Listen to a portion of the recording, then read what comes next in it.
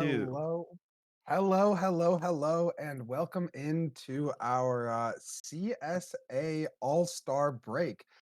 Super excited to be here. Excited to watch some players who have been exactly what we called them, all-stars, right? All season long, providing high-level gameplay, leadership, availability, and earning their way into this really high-level matchup. I'm excited, Nuki. How you feeling today? Yeah. Dude, this is gonna be great. This is awesome. All stars are always the talk of the town, the high class of the class, as you might say, through all of the tiers. It's gonna be fun to see them play, and we'll check out kind of who all made it into all stars, and we'll start off here with Academy. And Rob, if you are rooting for anybody specific, who might you be rooting for here on the first tier here? Well, what's really fun is that because there's no conferences in Academy, we Hmm. actually get to split up some of our top teams. So Toronto and San Diego, right? They've met in both of the finals of both majors. They've been top two in the standings, and we get to split up their teams. Same with, as you'll see, New or Baltimore. Sorry, I almost said New Orleans. The Boxers have Great Honda and Pandaliciously on here. And I'm not rooting for anyone in particular. I'm rooting to see just a really fun game. It's going to be really, again, right, the best players, the ones who have showed up all season in every tier, and so it's really showcasing what the top of these, I guess again, tiers look like. And I'm really excited to just get into some gameplay. Yeah, it's gonna be good. We will we will walk ourselves through probably the rest of the tiers as we kind of move on through the night. We don't want to hold our players for too long as we did have some tech difficulties. Rob, if you want to let them know they're good to load in, we'll make sure to get this match underway quite quickly here. Yeah, let's get it, man. I cannot wait. On one side of the field, you see Avex, Inceptions, Kilo, and the Thickest Stick. On the other, you see Minty Merc, Mossy, and SW Ricky is what I'm going to call him because I cannot pronounce his name.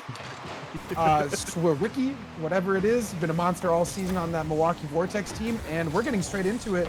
An orange team, Pencil, looking to get it off with a bang, as getting some immediate pressure onto the mat. Does look like we're gonna have to see kind of how Paper and Pencil, since they're the two combatants, perform tonight when it comes to both of these teams. And Rob, I'm gonna have to say, since we did get to split them between each other, you know, different players on different teams, it's gonna be a little awkward. It's you know, your closest teammate you're playing against them now. It's gonna be different.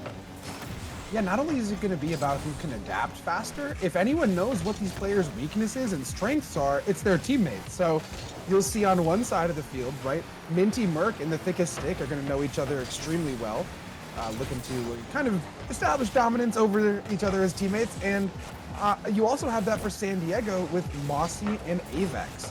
So again, it's about adapting quickly, efficiently to these new teammates and using the knowledge you have of your own as Avex. It's a great touch out to really get an advantage on others. Trying to get our Barrel working here. I'm so sorry, Rob. Our Barrel seems to be acting up. If you wouldn't mind taking over just for a little bit. I'll go ahead and get a little solo cast going. It's Kilo now. Get some pressure in. Thickest Stick keeps that ball. Mossy, though, shutting it down right away. Could have a quick counterattack to SW. Ricky, though, gets one back in. Mossy not able to get this ball out. And this blue pencil. Blue is Paper. As Paper is looking to threaten, Mossy, though, shuts it down. Kilo now left alone with no boost. Could be threatening. Shut down by SW. Ricky. Mossy, though, might find himself with a cheesy goal and does just that. Wow. Perhaps not what we were expecting to see. A little bit of a double commit, but again, right? Two different teammates, and what a save from that. Oh my goodness. And Mossy calling out the point totals for Avex Inceptions in chat. The teammates already having a little bit of banter back and forth from San Diego. Paper now looking to strike back quickly with Stick. Getting a touch. Avex not going to be able to shut that one down. SW Ricky almost gets it over the whole team.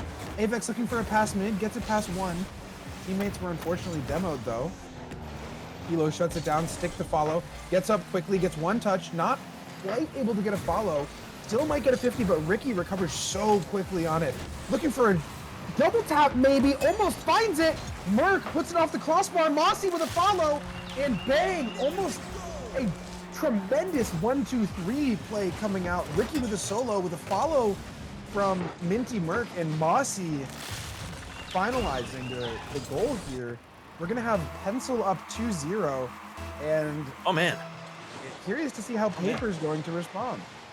Whew, okay, I think we resorted to fixing all of our situational tech difficulties now, and hopefully everything will go a little bit better. Thick as Stick trying to pass it out to Kilo, and you know, with Pencil already being 2 on the board, and Avex, who am I saying? Avex getting the first goal for Paper now on the board, and it's you know, we're a little over halfway through game 1. It is a best of 5, and I think I have it as best of 7 here. A little through game 1, and putting Paper to Pencil or Pencil to Paper right now. I have to say that it's a pretty close matchup, even with Pencil being in the lead. And if you're San Diego, if you're Iwu, or if you're Ninja in our chat, you gotta be feeling good because you've watched nothing but San Diego players score. So while they are on opposite teams, right, it is kind of an opportunity if you think about it for if these San Diego players are the ones getting MVP every game, right, if they're the ones scoring all the goals, maybe they get a little bit of edge on Toronto in the mental game because, hey, we're the ones who stepped up against each other. You guys couldn't do anything against either of us. Let's see what happens, right? So San Diego already looking really impressive despite being on opposite teams. Yeah, and we're gonna have to see here if we can get another shot coming from Pencil. Nah, nice clear from Thick as Stick, keeping it out of the danger zone. Mossy trying to get it past. Avex a great 50, pushing it through, taking possession. Kilo quick to follow up, and Mossy sending it right to the wall. It's back and forth right now, and as the clock ticks down, Pencil still maintains a pretty good cushion of a lead. It might be only 1 goal, and it could slip away quite quickly, but they're seeming pretty confident. The rotations are strong. Where they're sitting on the field is pretty good. I mean, Minty already catching it straight off the wall from a pass out Orion, and they're really all over where they need to be, and it's kept them in the lead so far. We're gonna have to see how it continues for them. Something really interesting is that we've only had 4 shots in this game as Kilo looks to make it 5. There it is. 5 shots now this game with 3 goals. So it really seems to be about who can get this pressure on net as Avex almost hits an incredible angle. Whoever gets the more pressure on the net, it seems that it hasn't been as much the defense stepping up and causing the lead in this game, but the offense. As a great demo from Stick, and Avex not quite able to find the shot on net. Again, right? Creating an open net for the team, just not quite able to capitalize it on slightly different pages here from our Paper team. As Stick now gets 1 touch, might have another. Opts to grab the corner boost. Kilo keeping this ball in, 20 seconds left, a great pre-jump. It's got to be now or never as Avex takes 150. Mossy, it's going to be over him. Stick now. This could be the final attack for your Paper team. Could be a shooting opportunity. It's off the post. Kilo not going to be there for the follow. We're going to get one mid. A nice shot coming up from the teammate of the player who hit the post on the opposition. Ricky gets this one cleared downfield. That's going to be 0 seconds. And Team Pencil takes game 1 of the 5-game series with all 3 goals coming directly from San Diego Sea Lions players. Oh man, that's crazy. That is pretty crazy, especially since we had different players playing against each other.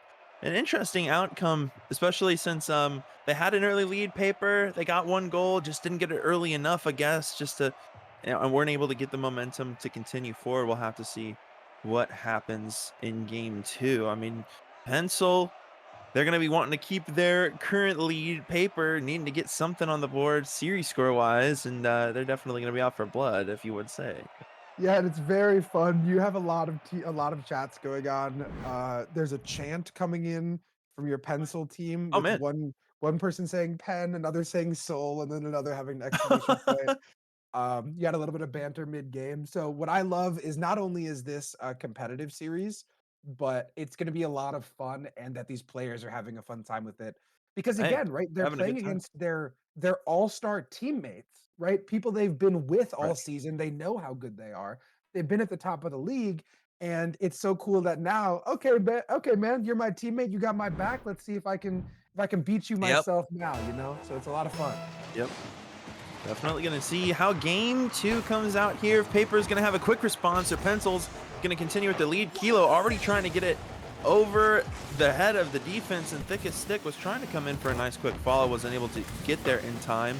Mossy looking to heat seek, and it is going to go right Oh on my through of a crossbar down, and unfortunately both of them jumping up.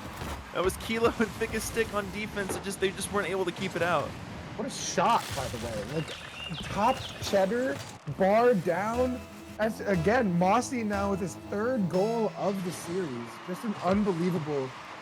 I mean, it's so interesting to watch how the players adapt to having teammates they've never played with before. You can kind of visualize where the gaps are, but Mossy is just kind of doing it himself, living in the space, reading the plays, and then putting heaters on net. And it's enough to get the lead in both of these games so far. They're gonna get control That here is now. a Demo fact. though.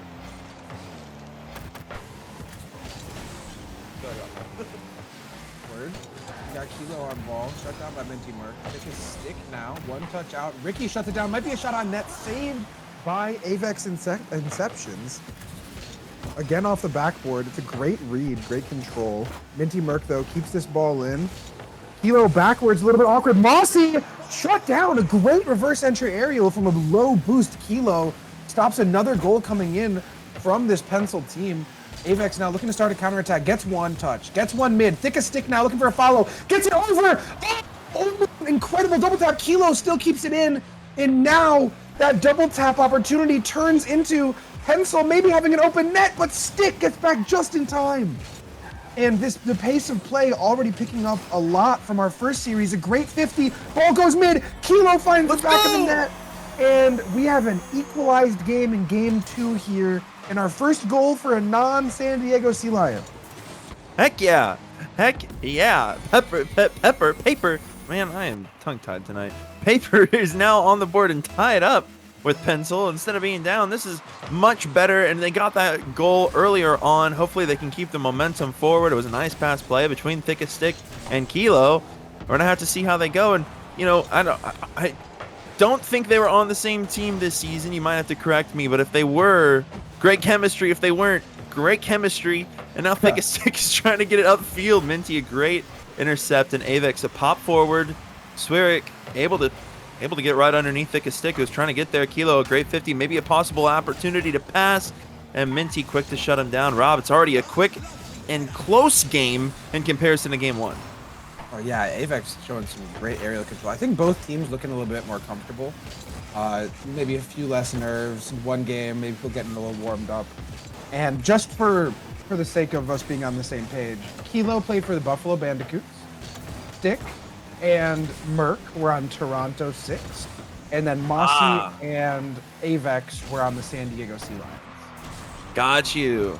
That makes sense. That makes As sense. Stick now, the Toronto 6 player, oh my goodness, looking for a ceiling shot. Showing off some mechanics here in even our lowest tier. Really impressive stuff. Gets a touch out to safety, 0 boost, opts to go for the corner, leaves a shot. Kilo, though, makes a nice save. Following it himself, could get demoed here, not going to. Dodges one, good control, gets it past another. Stick now. Passes downfield to Kilo, maybe looking for a back pass to Avex. Just looking to avoid for some pressure. Get some boost. Maybe build up an attack is a great 50 from Avex. Might find its way to the back of the net, but Ricky wants none of that. And Kilo still on low boost. Finds a way to insert himself into the play, make something happen. Threatening shot here from, I almost said the Milwaukee Vortex, but from SW Ricky on the pencil team. Great pass from Avex out to Kilo. Ricky left alone. Could be threatening. They have numbers and boost advantage. Great bump comes out, great clear. And again, this pencil team finds themselves on a very quick counter.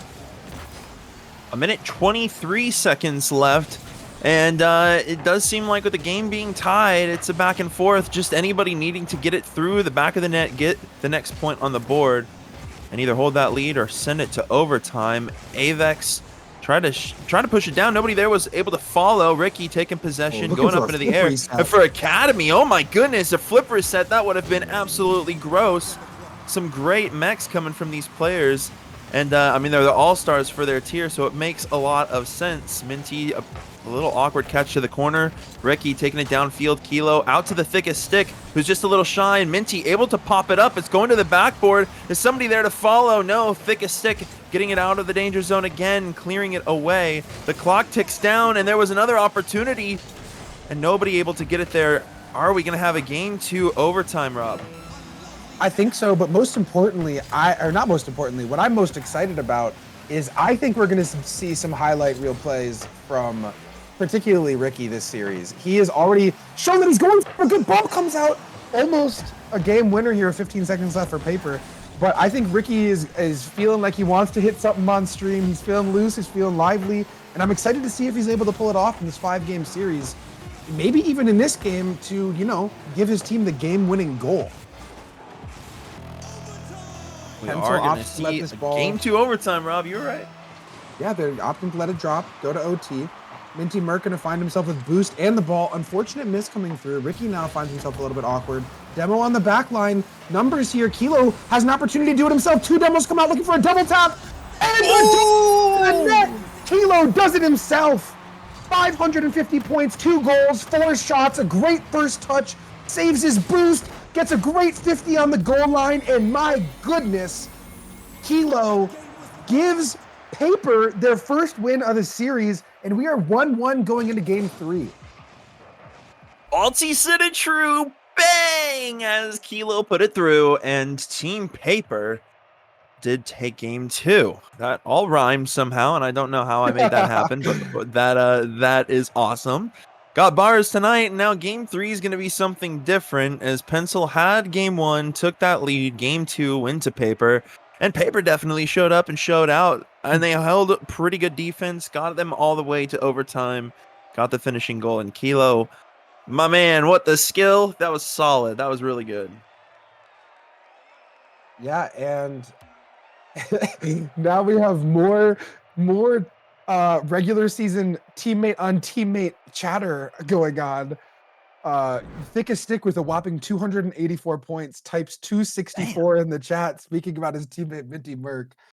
So again, these guys getting active. Warm-up game, he says, game 1. Oh goodness. I'm excited to see how this series continues. And most importantly, though, that was a lot of pace, right? So your Paper team had 8 shots that game. As we were talking about previously, game 1, there was 3, 4 shots maybe per team, but 8 shots was more than enough to take it. As again, this is Academy, right? People aren't going to be able to save as many shots as in the higher tiers. So having that pressure, putting those threatening touches on net with power in unexpected ways will be enough sometimes to take some of these games. And I mean, you saw it there. That air dribble into a dunk from Kilo, just dominating in the overtime and really impressive stuff. I'm curious to see, though, if we're going to have Pencil bounce back in terms of our shot numbers.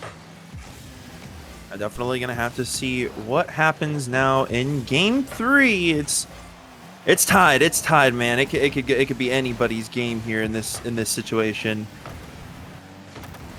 Yeah, Avex gets this one downfield, looking to stick, not going to have it. Did get a nice boost steal, though. Slots that one into the corner.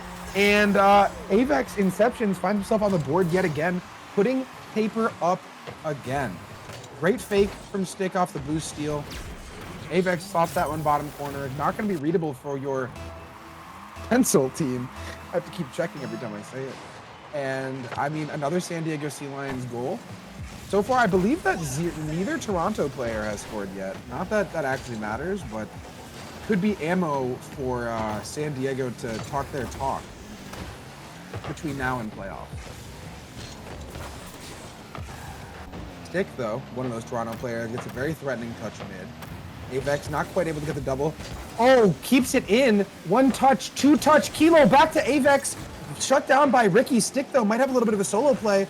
not on Mossie's watch. Great control touch, looking to get another. Pass 2. Stick now, 50 his own teammate a little bit. Ricky looking for a shot, almost has it. Kilo, though, not wanting any of it. Great recovery, gets the ball out. And Mossy finding himself awkward, might give Kilo an opportunity to get this one mid. Does just that. Avex takes a 50, gives Stick an opportunity now. Solo play, let's see some mechanics. Pre-flip, one touch, shut down by Ricky. The aerial presence on this Pencil team seems to be dominated by Ricky at the moment.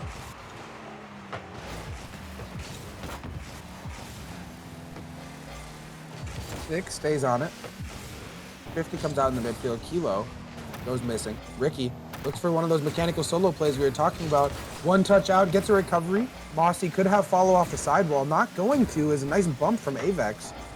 Kilo with control, looks for a flick into the top corner of the net, and Stick, the Toronto player, as we were talking about, gets on the board. Oh, man. Oh, man. That was a nice play. Kilo was looking for the flick, but it just landed right in front of the thickest stick. What is going on tonight? We're going to have to see exactly what goes down, as Pencil was feeling so confident in game 1. Mossy, a flick, but Kilo, a great save. And we're seeing a lot coming from Kilo and the thickest stick when it comes to chemistry and coordination. Defense from Kilo has been incredible, and offense from the thickest stick is really what's flopped everything around for them, got them that momentum. And they're already seeking to take game 3 with this 2-goal lead and nobody being on the board. Avex seeking the 3rd for Paper, and they are going to see it as it hits the back of the net, slipping right on through the defense of Pencil. And you thickest stick giving his Toronto 6 teammate Minty Merc a great pass in chat. The same. I love this. I mean, it's what All-Star games are for. You see it in the NBA all the time. You see it in the Pro Bowl, in the NFL.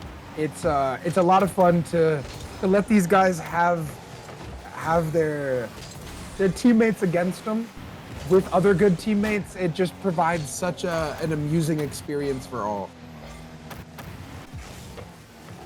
You call that man Avex Interceptions? That's funny. Interceptions. I was reading that at the same time. That's great.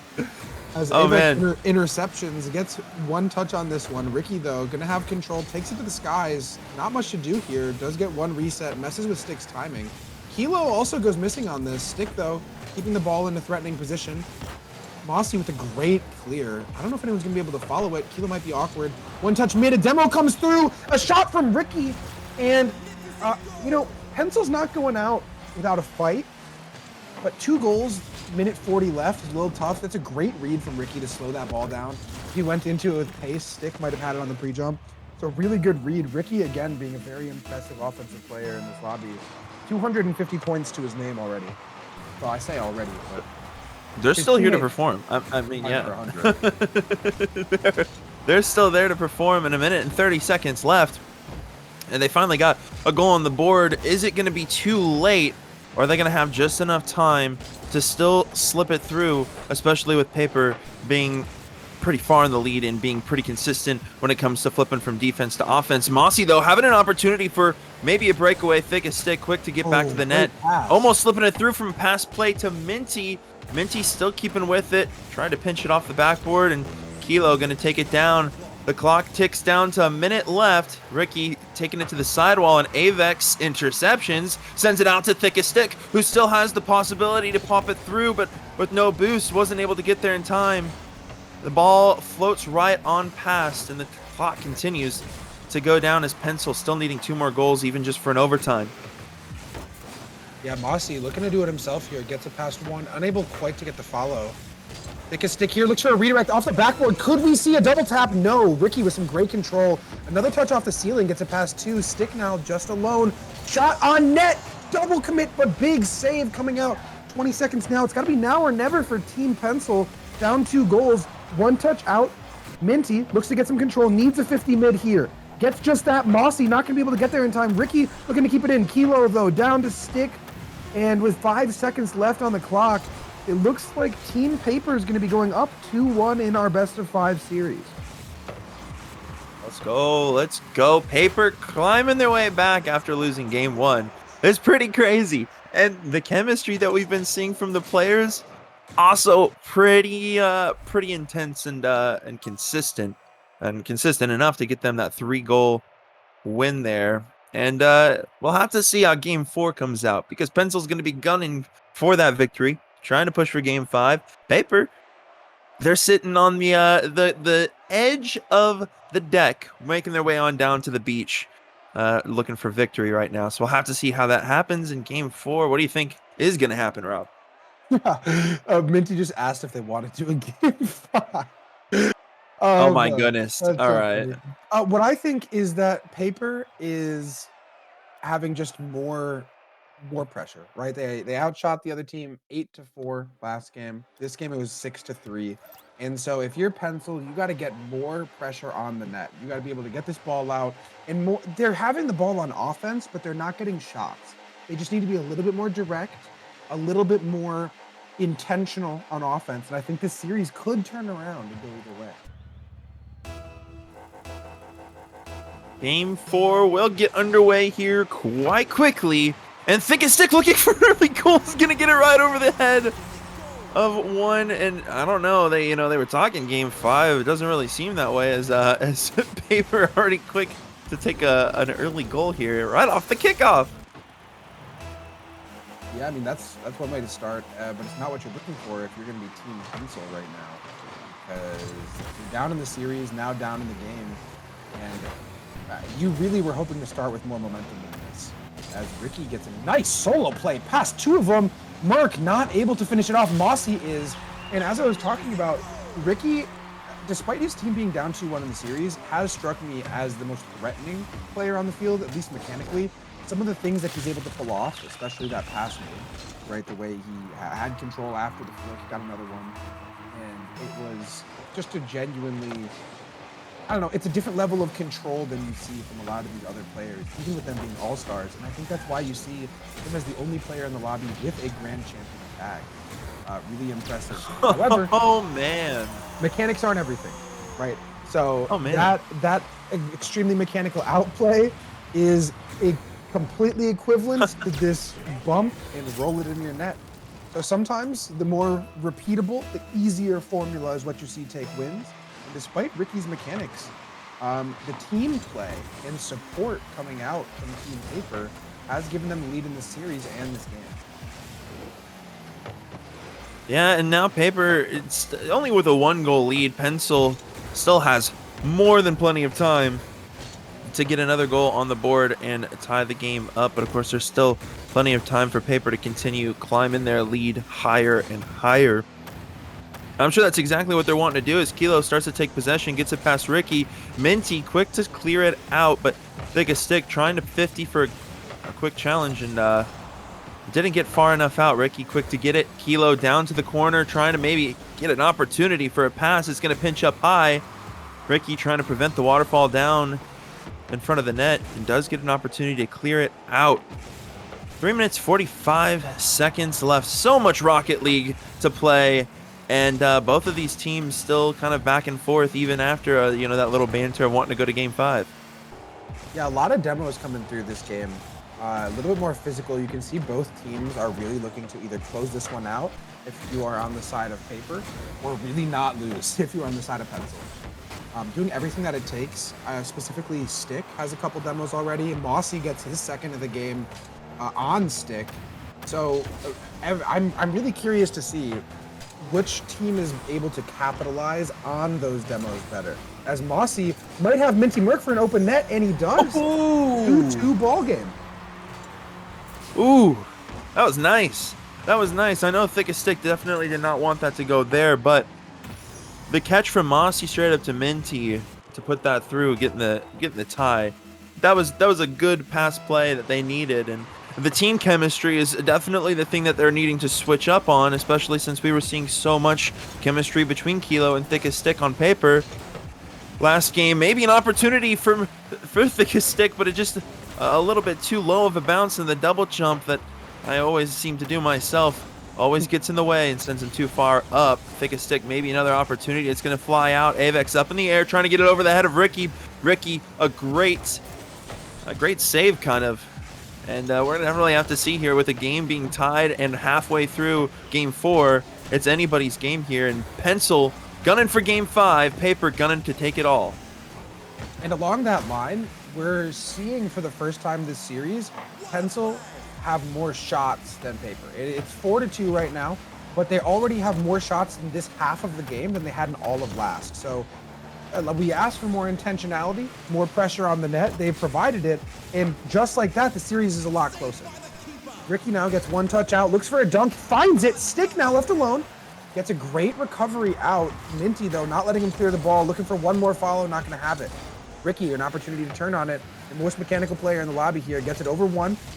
Looks for an air dribble. We knew it was coming. Gets it past two. Last guy on defense gets a 50. Not going to have the support he needs, but putting our blue team, our team Paper, in a very precarious position. Ricky again keeps it in. Avex, though, takes on the last man.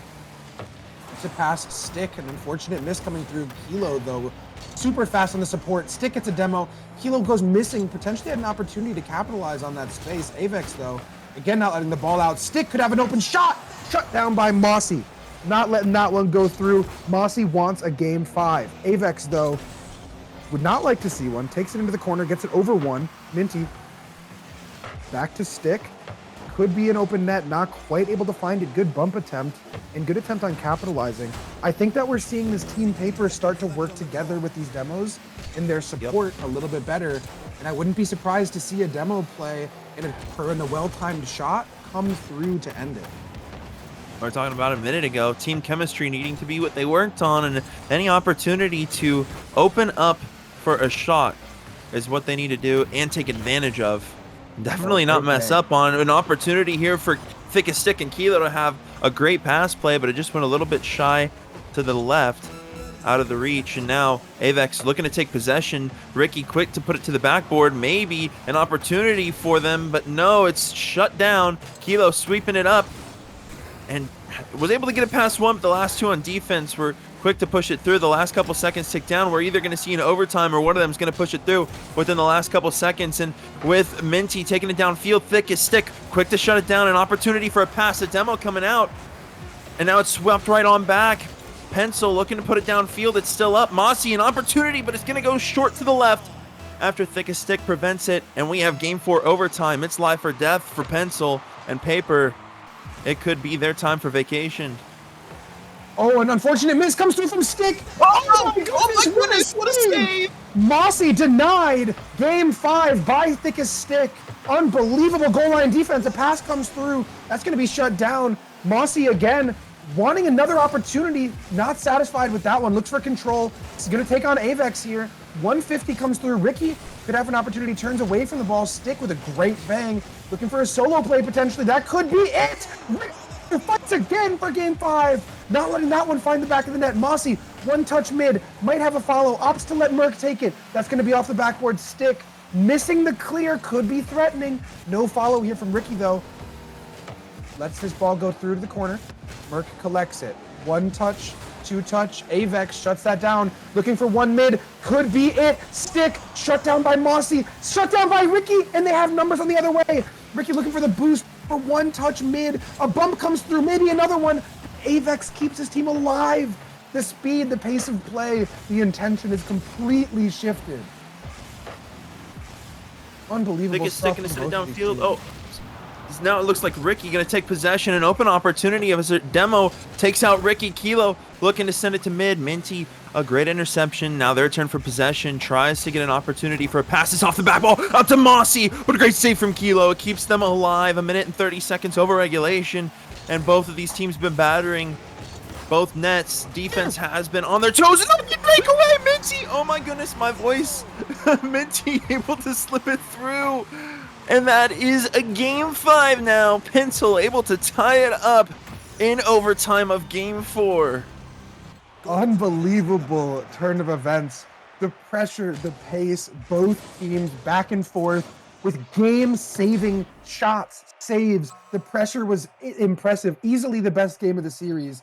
And all of a sudden, for all of those shots, all of those saves, you look away for 1 second, the ball pinches in your net, and we have a game 5. Crazy, crazy, crazy turn of events. Minty Merck, who previously was shit-talked by his teammate for having 20 less points than him, puts cough in chat while he has 20 more points than his teammate. Oh, man.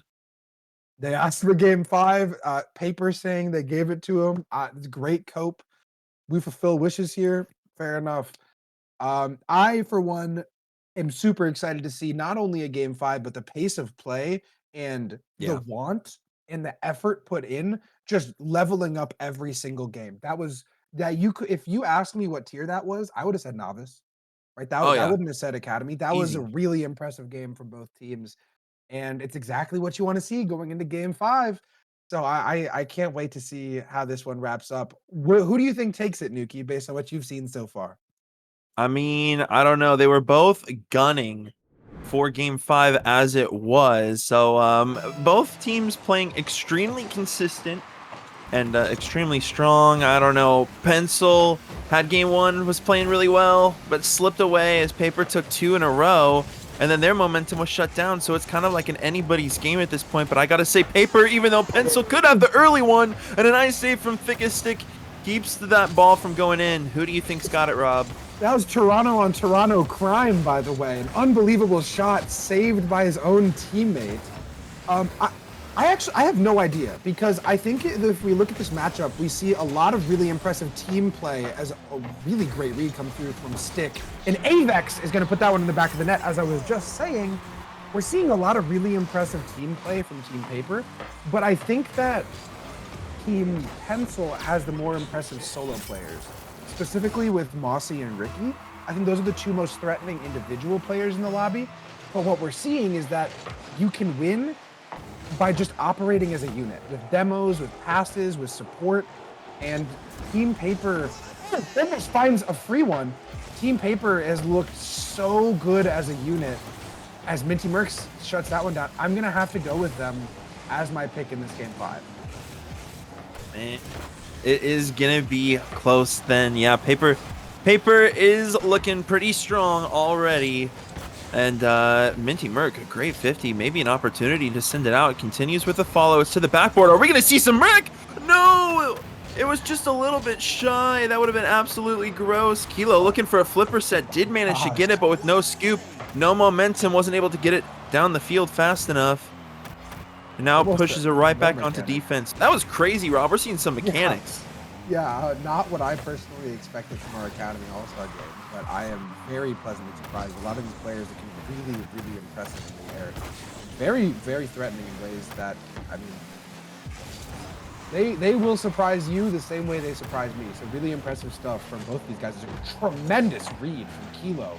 Gets that ball out from threatening spot. Now Avex looks for a solo play, gets it past one. Looking to get it past another. Great fake from Merc is going to get that past Avex. Now starting his own counterattack. Touch mid here. Ricky gets a shot. Stick a little bit awkward. Gets one touch. It's Ricky looking for one touch mid. Not quite going to have it. But Mossy off the crossbar. Kilo now left alone. Merc gets flicked. Threatening from Kilo. It's going to be off the post. Not in yet. And Stick unable to read it. Mossy though clears this out. Starts a counterattack immediately. Looking for the bump. He gets it. Stick now left awkward again. Does make another great save. Every player from this every player from the Paper team stepping up big when they need it the most. I mean, they are proving to be a wall right now. If you can't get over the wall, you might as well break it, as Merc gets a great demo. Not quite going to have a way to capitalize on it, though. Has control and pressure. Looking for a flick here. Not gonna have it. Oh, it's very close again. Another shot comes in off the crossbar. Again, not quite finding the back of the net. A close one comes out from Avex on Team Paper. Letting him know that's your one opportunity you're gonna get today, man. You better capitalize. Avex looking to take another opportunity downfield, but is taken out. Kilo maybe an opportunity, but it's just high and Thickest Stick looking to sink it through the third follow. It took all three of them, but that's all they really needed, and now it's a 2-goal lead. It was kind of a team play when you think about it. It put everybody on defense. For Pencil, just a little bit awkward, and for the first time in history, everybody, Paper just might beat Pencil. If they can hold this lead and I don't caster curse the whole situation, is Thickest Stick maybe another opportunity. Avex is up, but just a little bit too high.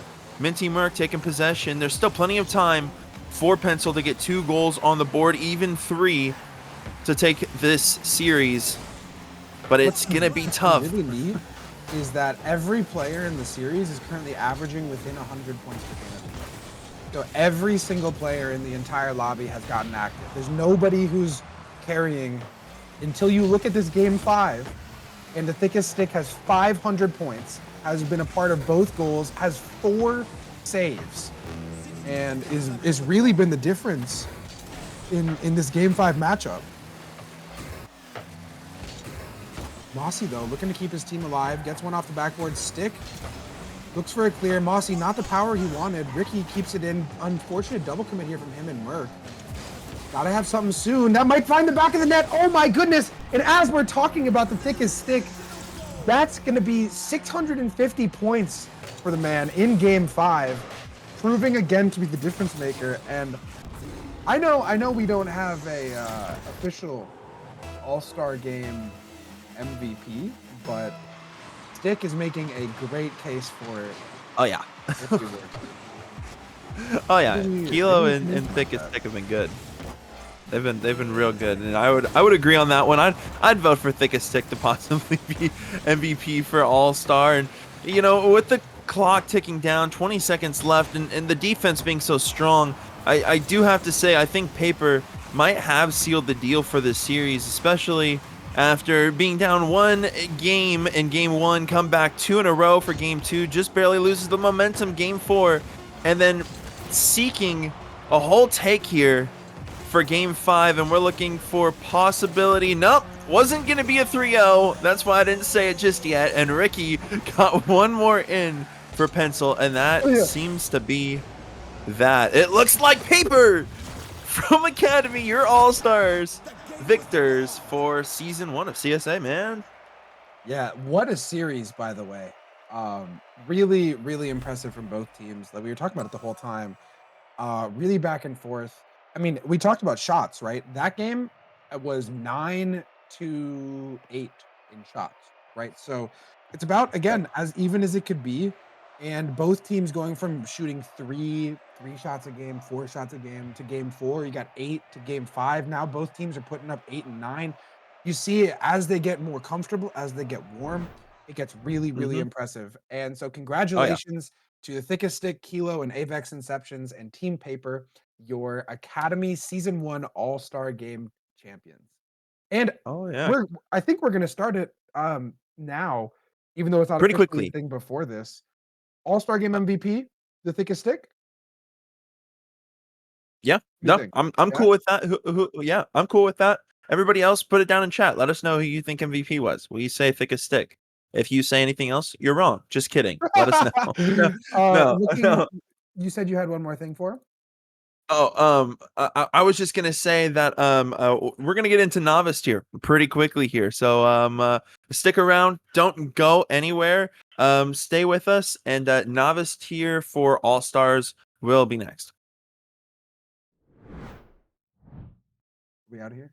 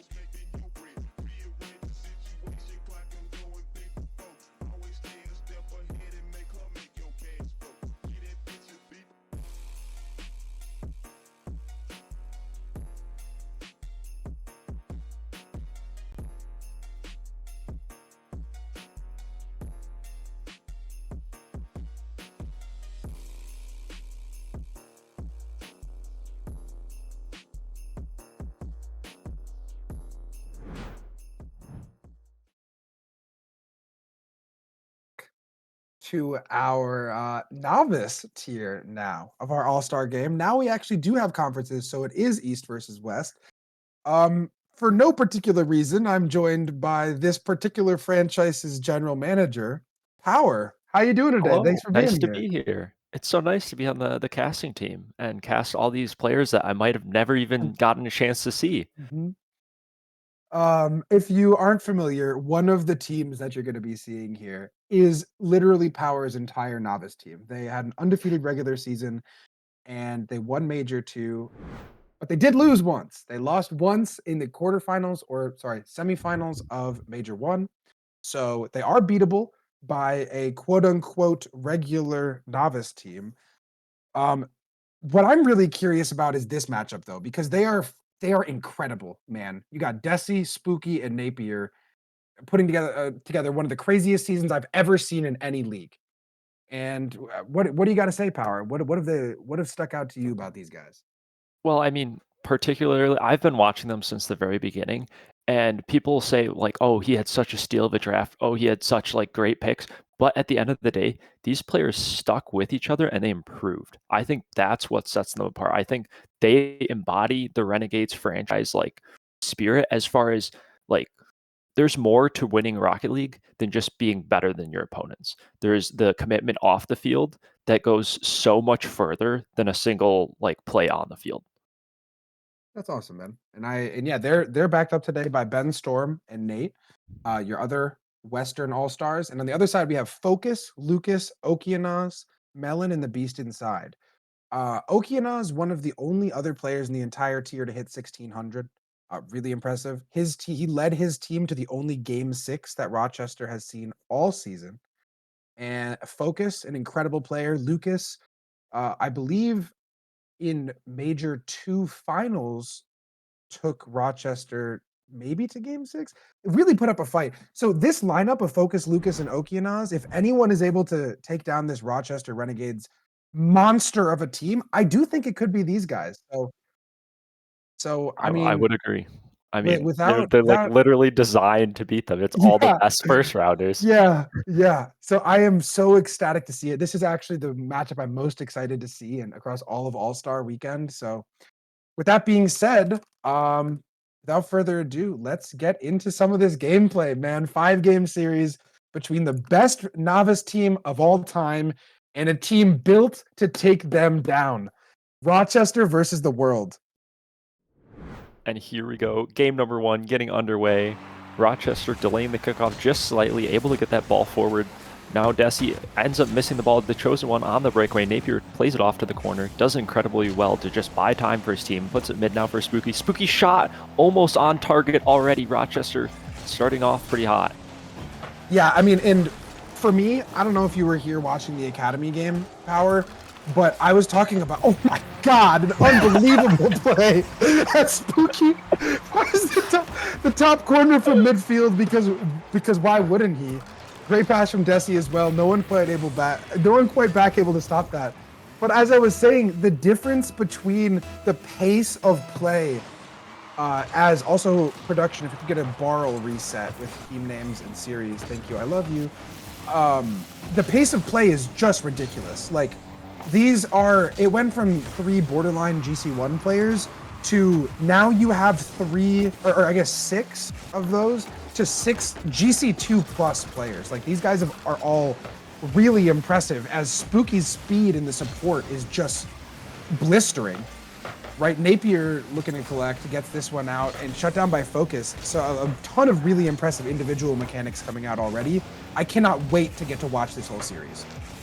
Yeah, and you'll see Rochester, a lot of what they're doing is pressure and like cutting in the midfield in order to keep offense for a progressively long period of time. You'll see Desi and Spooky be the main duo. Napier cause a lot of off-ball chaos, just allowing them space and giving them that time to thrive in the midfield, to get those passing plays between each other, use their individual skill.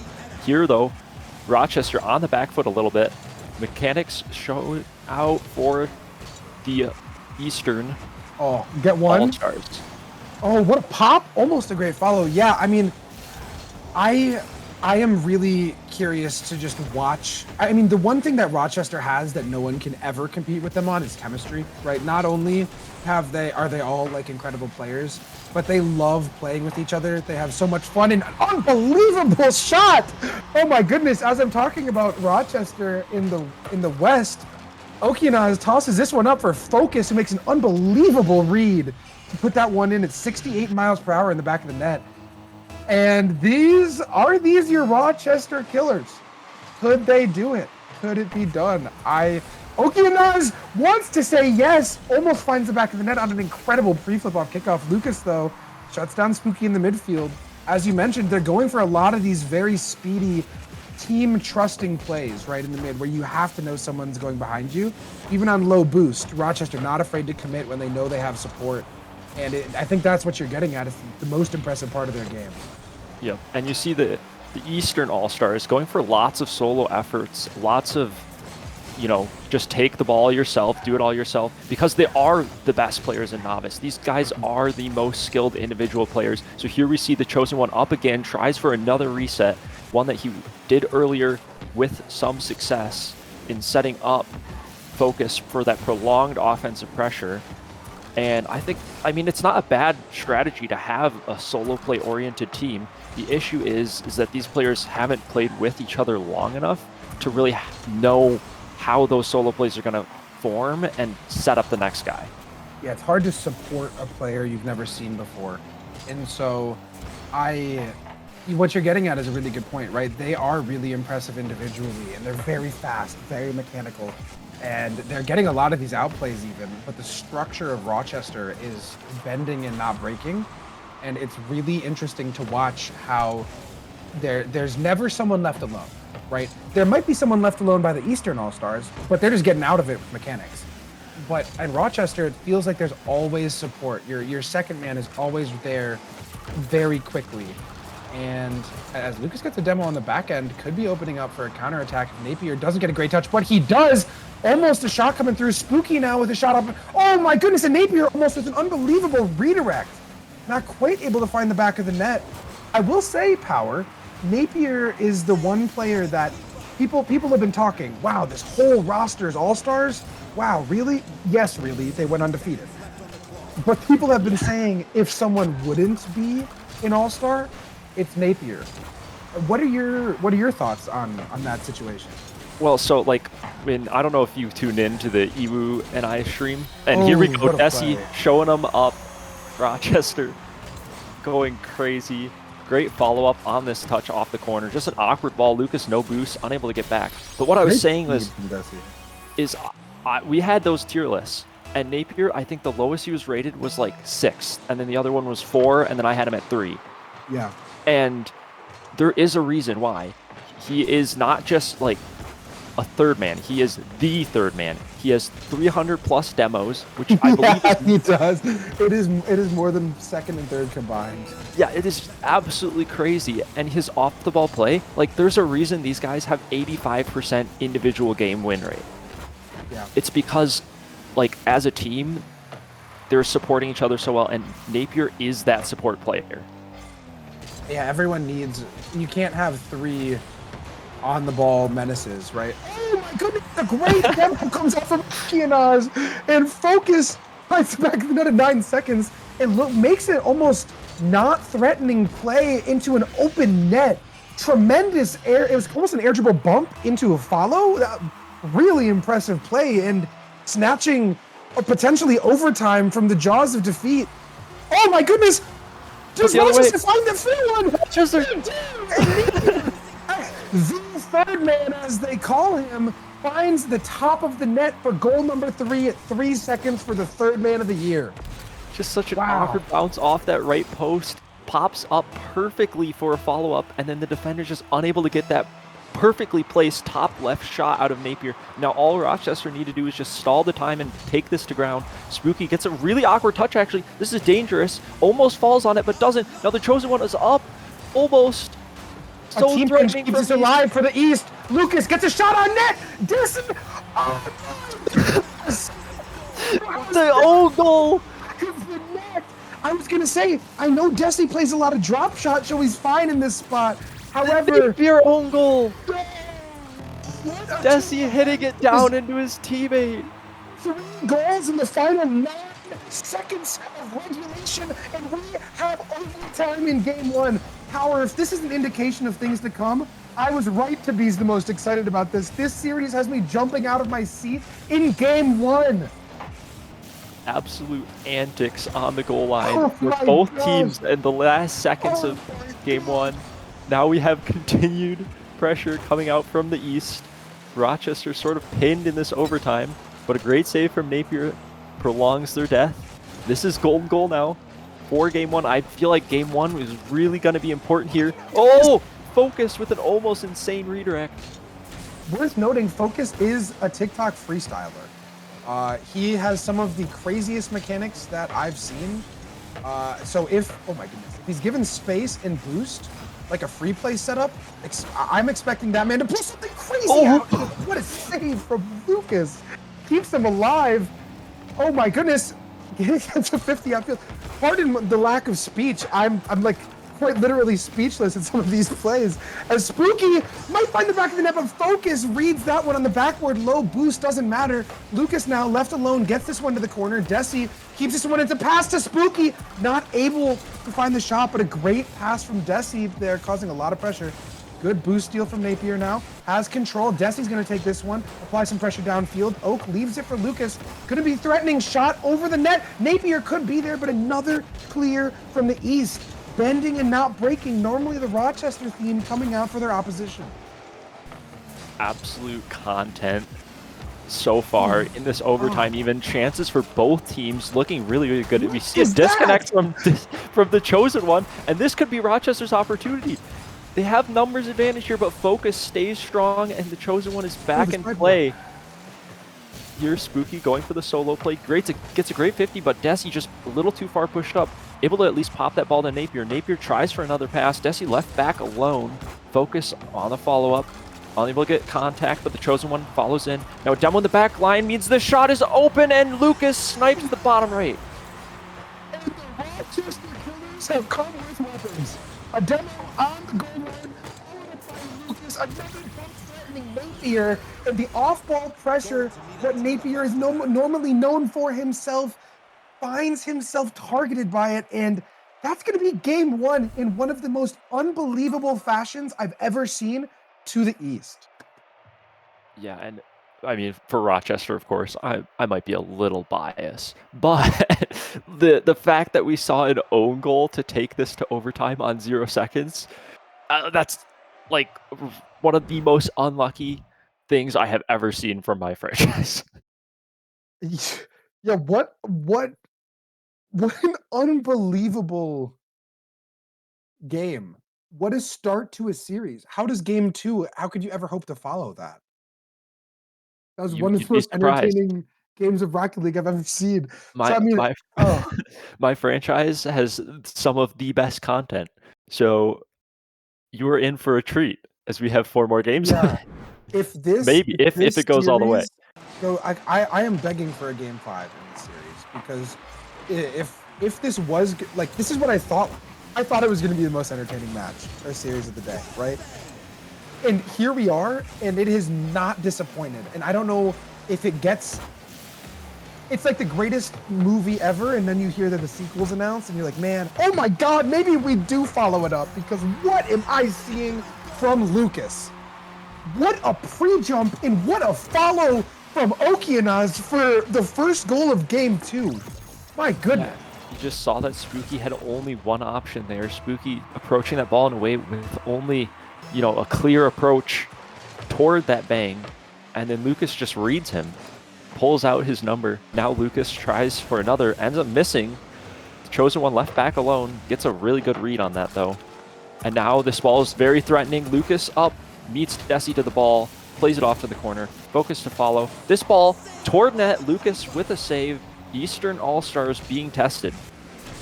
You know what's really interesting is that this is probably the only All-Star matchup where both teams really, really, really want to win, because there's so much at stake.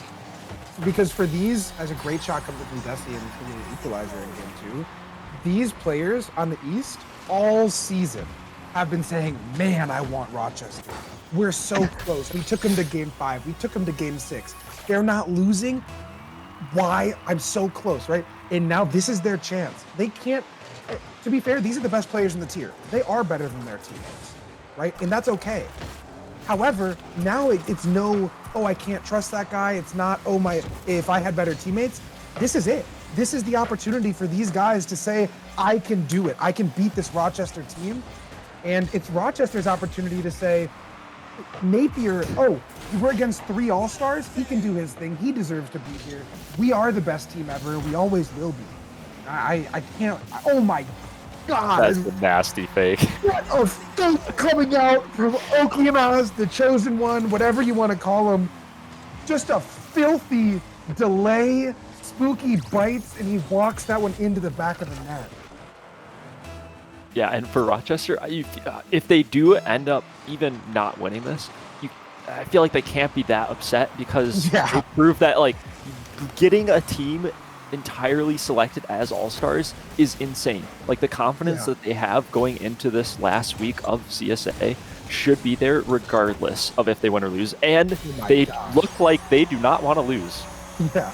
I mean, they are out shooting the East 6-3 in this game, right? So the pressure's there. They've just given up some open ones on the back end.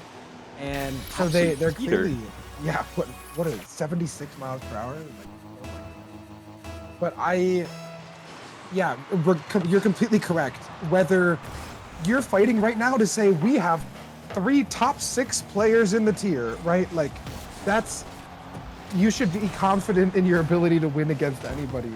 Even for like keeping it this close against the All-Star, like even let alone if they lose, like you're saying, they have no reason to feel bad about anything. It needs to hold their head on.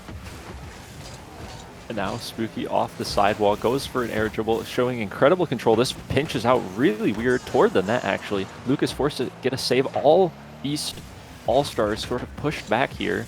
Now pass mid attempted from Spooky actually ends up missing. Desi comes in and bails him out anyway. Now attempted double from Desi. Runs out of boost though. Spooky has to come in and support. Napier just circling and waiting. Ends up missing his pre-flip touch. Now this is going the other way. Focus not able to get there before Desi. Desi taking his time, taking the space, going for a 50. Napier bails him out. I will say one of the most impressive things about this Rochester team to me is their willingness to do their job on low boost. I think that's really impressive, regardless of what tier you're in. That's more of a mental thing, right? Like, you could be a Champ 1 player, you could be an SSL player, but if you're afraid to go on low boost, that's a serious weakness in your game. And this Rochester team, they trust each other so fully, and they're caught out on low boost, right? It's not always a good thing necessarily, but is Spooky on 0, has Napier on 0 following him, who has Desi on 0 behind him, and they're still all trying to do their job. They do get bit there. That's a great shot from Focus, finds the back of the net. But I think it's part of what's made them such a good team all season. This just might be a group of 3 that's able to really capitalize on it in the way they haven't seen before. Yeah, Rochester definitely getting tested here.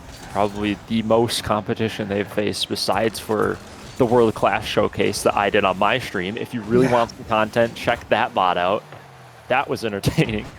Now Napier trying to show why, showing that experience. That's another thing. Napier, while he may be the weakest link on this team, he plays with consistently high-level players. One of his college teammates is a world-class player. So he sees people who are better than this roster that he's playing. Makes a lot of sense. Why he's so good at supporting. He's found that role, right? I mean, if you play with a world-class player, you don't want to take the ball from him, right? So you find a way to help around that. You let the world-class player take the ball. You learn how to demo effectively. Great save from Spooky comes out. Oh, The back of the Focus net. just slides it right under. Man. Noticing the defender was on backboard, couldn't cover low effectively. Great placement. Yeah, really impressive stuff coming out. Gotta feel like Rochester is mentally a little bit upset about that game 1, considering they felt like they should have had it. They were up 3-2 with 3 seconds left and end up dropping that game. now they haven't really looked the same entirely since, besides for, you know, a few flashes of brilliance. I mean, I think what the difference feels to me is as good as Rochester is, like, it's for the team play as Napier gets it over one, not quite able to find the back of the net. It feels to me like this Eastern All-Star team has the top 2, if not top 3 mechanical players in the lobby. And it's at least it's tough to overcome that no matter how good you are as a team.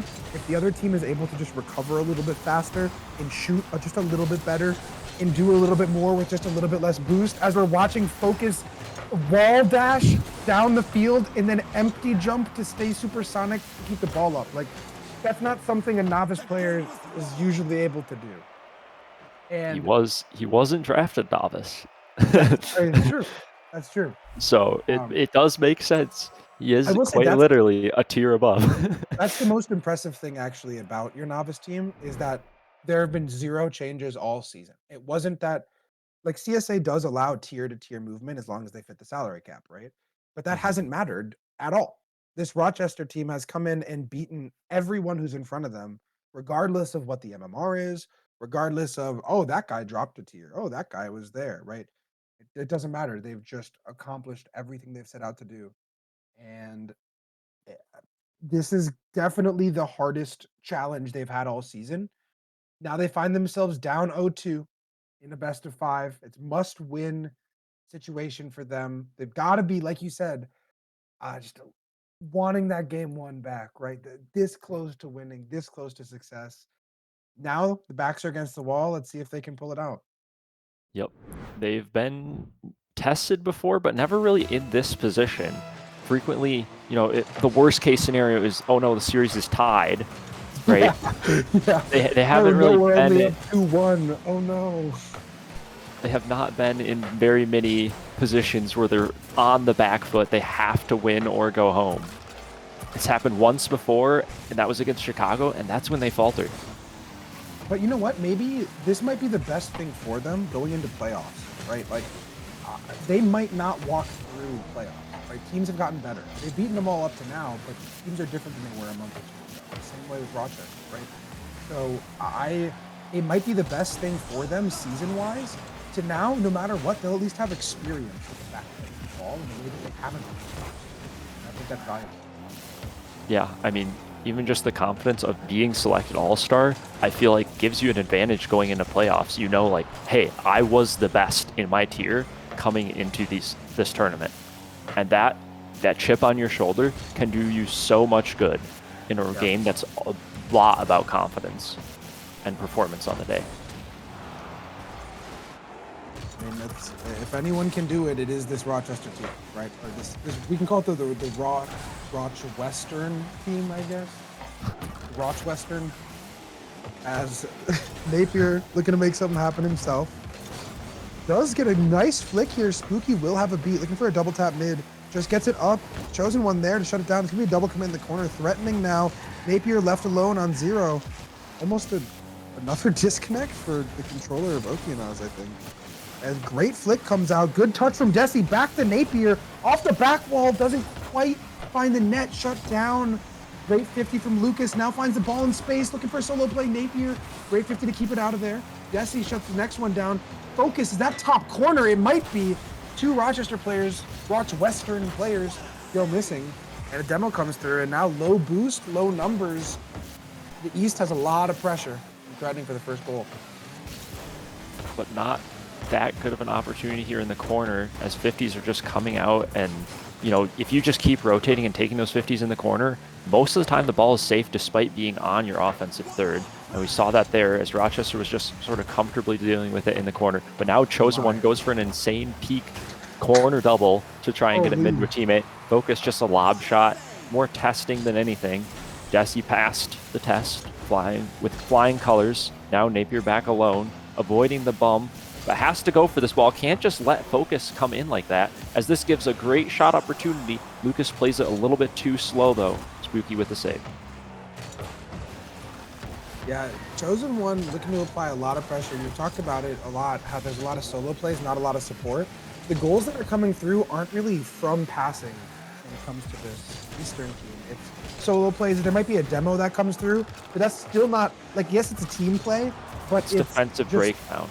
yeah, it's more defensive breakdown than being earned by breaking the defense down. They're capitalizing on these gaps with good mechanics, with good speed, with great accuracy, right? And I'm curious to see if Rochester is able to. Wow, I thought that might go under. If Rochester is able to lock in, right, and close some of those gaps a little bit, I would like to see them force this Eastern team to score more than giving them the opportunity themselves. Yeah. Because they're not giving them that great of opportunities. It's just that they're the best players in the tier. Like, and a small gap is enough. But Desi here, full boost in the ball. Great stage, gets it under one. Great support from the Eastern goal line. And oh my goodness, Desi almost did it himself. Got to pass two, but the third proved just to be a little too much. Desi's been really impressive to me in this series as well. Yeah, one of, if not the only second rounders in this lobby. I don't think any of the other people besides, of course, Napier is a lower round than him, but Desi has proved to be like one of the best second rounders, arguably better. One of the best first rounders. Yeah, I mean, people on the tier list rankings at least had him over Spooky. Now Spooky up. There's a reason I went out of my way to get him MTS too. Sorry. Yeah. We'll actually just snipe my player. All right. We'll talk about that later, man. Talk about that later. That's Spooky now, looking to do it himself. Gets a 50. Desi up quick for this one. Not going to get the touch he wants. Napier, though, keeps this ball in. 0-0. 0-0. All zeros 0 across seconds. the board. Spooky, we'll say ops opt to let it drop. Yeah. We'll say that. And 0 seconds, 0-0 ball game. Time starts to count up. And it feels like both teams are playing a little bit more reserved this game. The East almost up by 2 in the series, knowing that they can afford to lose, playing it a little safer here, making sure they don't give anything away. And this Rochester team wanting to apply pressure but not overcommit, which is good, but sometimes you need your second man just like that. But Lucas shuts it down. Great shot, great pass from Rochester, still not quite finding the back of the net though. Yeah, a bunch of these shots that would normally go in just aren't finding their way in, and that's the difference maker here. That's why these Eastern All-Stars are up 2 in the series. They're able to get that extra save. They're able to use that individual brilliance to bail them out of these situations.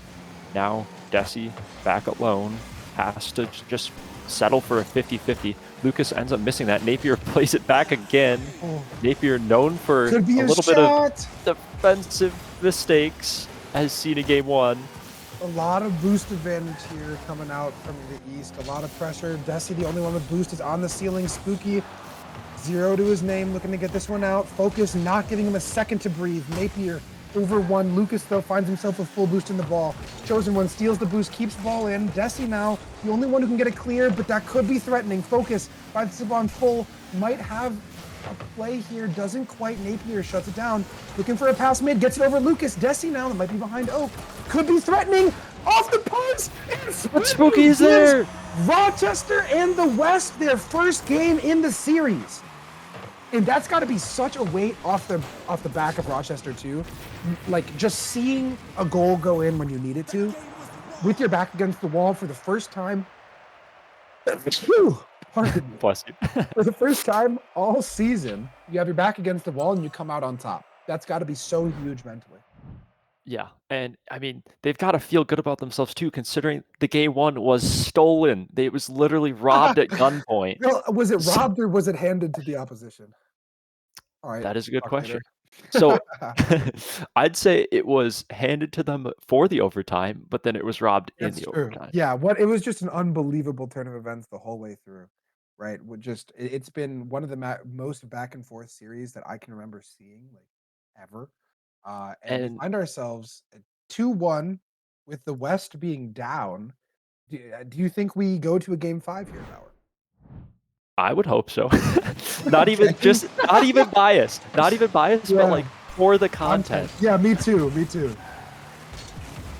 but also bias. Yeah, of course. They're your franchise. I mean, listen, dude. Desi's on my franchise. Yeah, who let us cast? Oh. Oh no. Lucas finds the back of the net. And the Easter up one early. I looked away, read a Discord DM, and the ball was just in the net. Focus Napier almost cheating saving out, that. not reading the 50 there. 50 probably shouldn't have gone that way, so I don't really blame him. That's a really tough break for after your mental probably just shifted to be positive. It's tough to get the wind taken out of your sails like that. Oh, and we see another masterclass own goal. Oh my god. Wasn't quite in Oh, initially, the but past Focus occurs. is Focus is easily tapping that one in. Just waits for the read, pops it in. Desi just flying too high, too close to the sun, gets a redirect back. I don't even know how that touch is possible. The Dominus continues to impress, and not in a good way. Oh my god. Spooky with an almost insane read off of that corner double now. Focus the other way. This is where he succeeds. Flip reset. Cut out by a Napier. Yeah, All of I Rochester mean, kind of jumping though. A little bit panicky, Might but be here a able to passing net. play. Oh goodness, not quite Napier able to find it. not able to get around.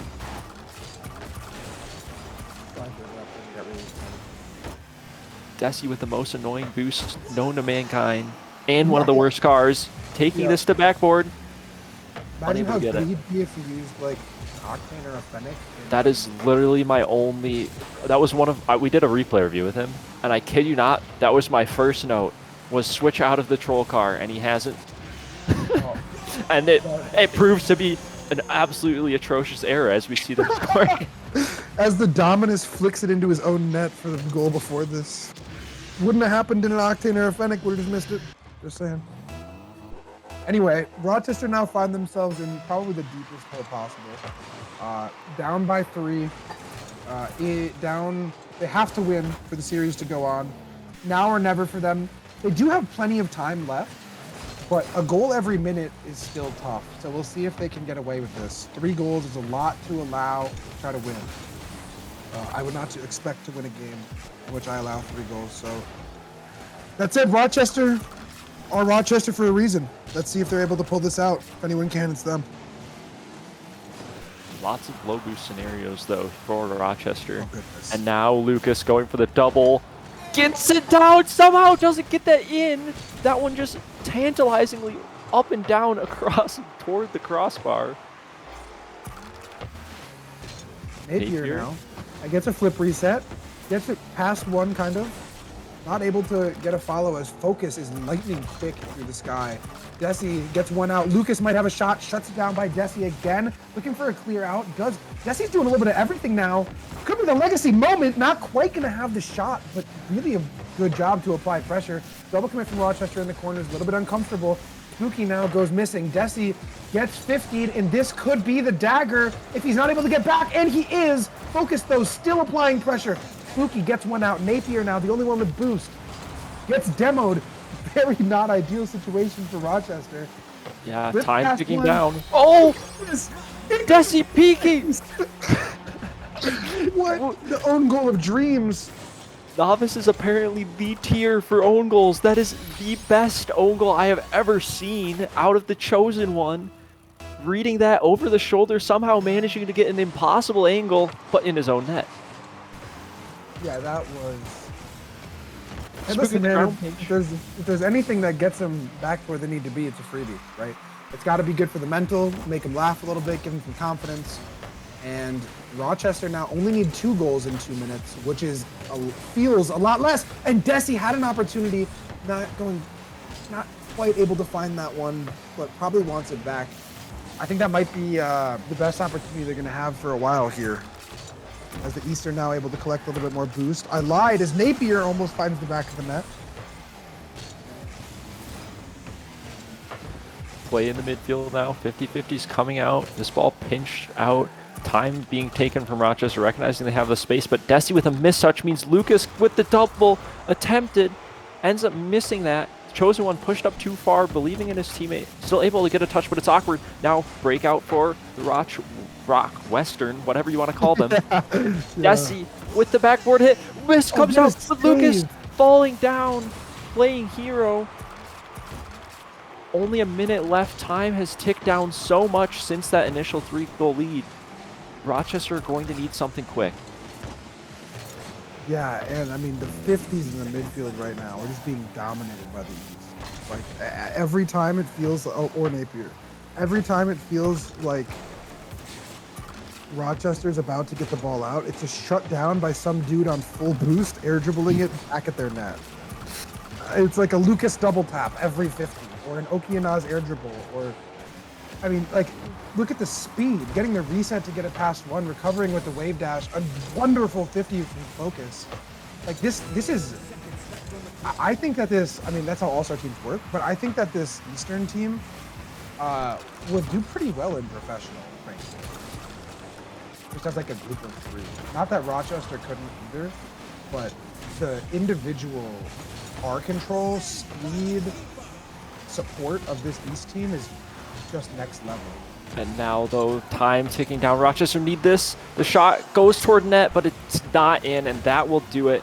Your Eastern Conference is your all-star champions. Lucas getting another one just because he can. Oh my goodness. Wants to help GG's the coming ball out. facing staff. Yeah. Really, I mean, that was a crazy series. I think at the end of the day, when it's this close, right, of a matchup, it's really tough when you lose the really close games. And it's really tough when you win the games that quote unquote you're supposed, or you lose the games you're quote unquote supposed to win. Right. Yeah. So I think that game one was really tough to come back from for Rochester. I think if they started with that, this could have looked completely different. But really, really impressive stuff from the East, and I'm pulling up the ball chasing right now as I speak to get some stats in. But say a couple words about this Rochester team, man. Uh, I mean, it kind of speaks for themselves. The fact that they are able to all be selected as all-stars come out and Yeah. give them a run for their money. And also, I feel like even if you had picked a different player in place of any one of these, I don't know if it's much closer. Yeah, I don't. That team was good, dude. That team was good. Looking at the ball chasing though, there was only one player to average above 450 points, and they were at 530. Do you know who it was? I am going to guess Focus. It was Lucas. Lucas had There's 5 more Lucas. saves, Really? 5 more saves than anyone else in the lobby, double the saves of anyone else on his team. He led the lobby in assists and was second in goals. Well, So he's he led apparently stat yeah, padding under my nose yeah, because I did yeah. not see that coming. I mean, yeah, he had 12 saves, 10 demos, and 4 goals across 4 games, and 3 assists. So 7 goal contributions, 12 saves, 10 demos.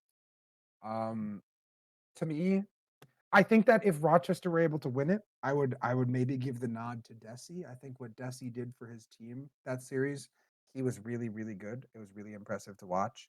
Yeah. And not that the others were not, but to me, Desi stood out compared to them, at least in this one series in particular. Uh, and overall, point wise, though, the impact that it seems that Lucas had was just different. So I think that's going to be our novice all-star game MVP right there. It's going to be Lucas from the Atlanta Aces. Huge congrats to Lucas. I know he has met Rochester a few times in Yeah, Major 2, and those were some of the best series. So showing here absolutely. that with the proper support, he does own Yeah, them. yeah, absolutely. So thank you for being here, Power, and casting with me. Don't go anywhere. We'll be back in like 5-10 minutes or something. 2 minutes. Think hopefully sounds good. So don't go anywhere. We'll be right back with the professional All-Star game. Thank you very much. Congratulations to your Eastern Conference and to all of your All-Stars that were selected.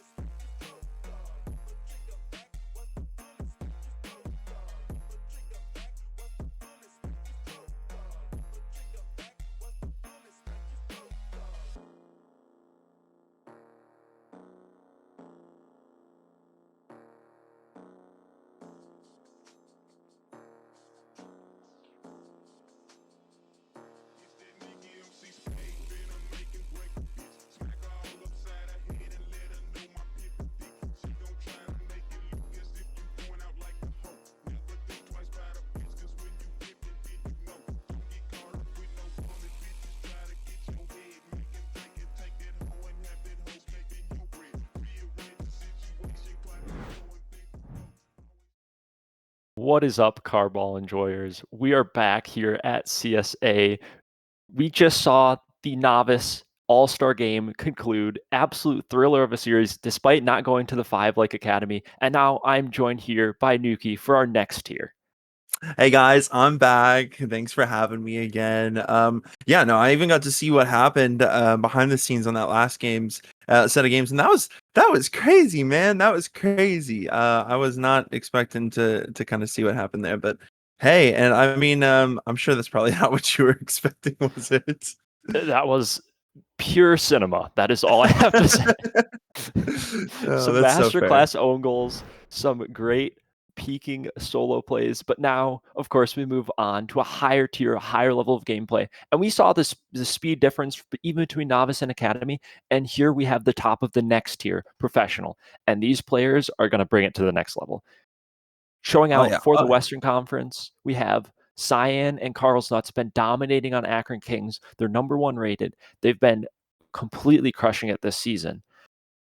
And unfortunately, not able to be joined by Decaf. So we'll have the #1 player on what was the second best team for a large portion of the season in the Rochester Renegades in Fighter Vet.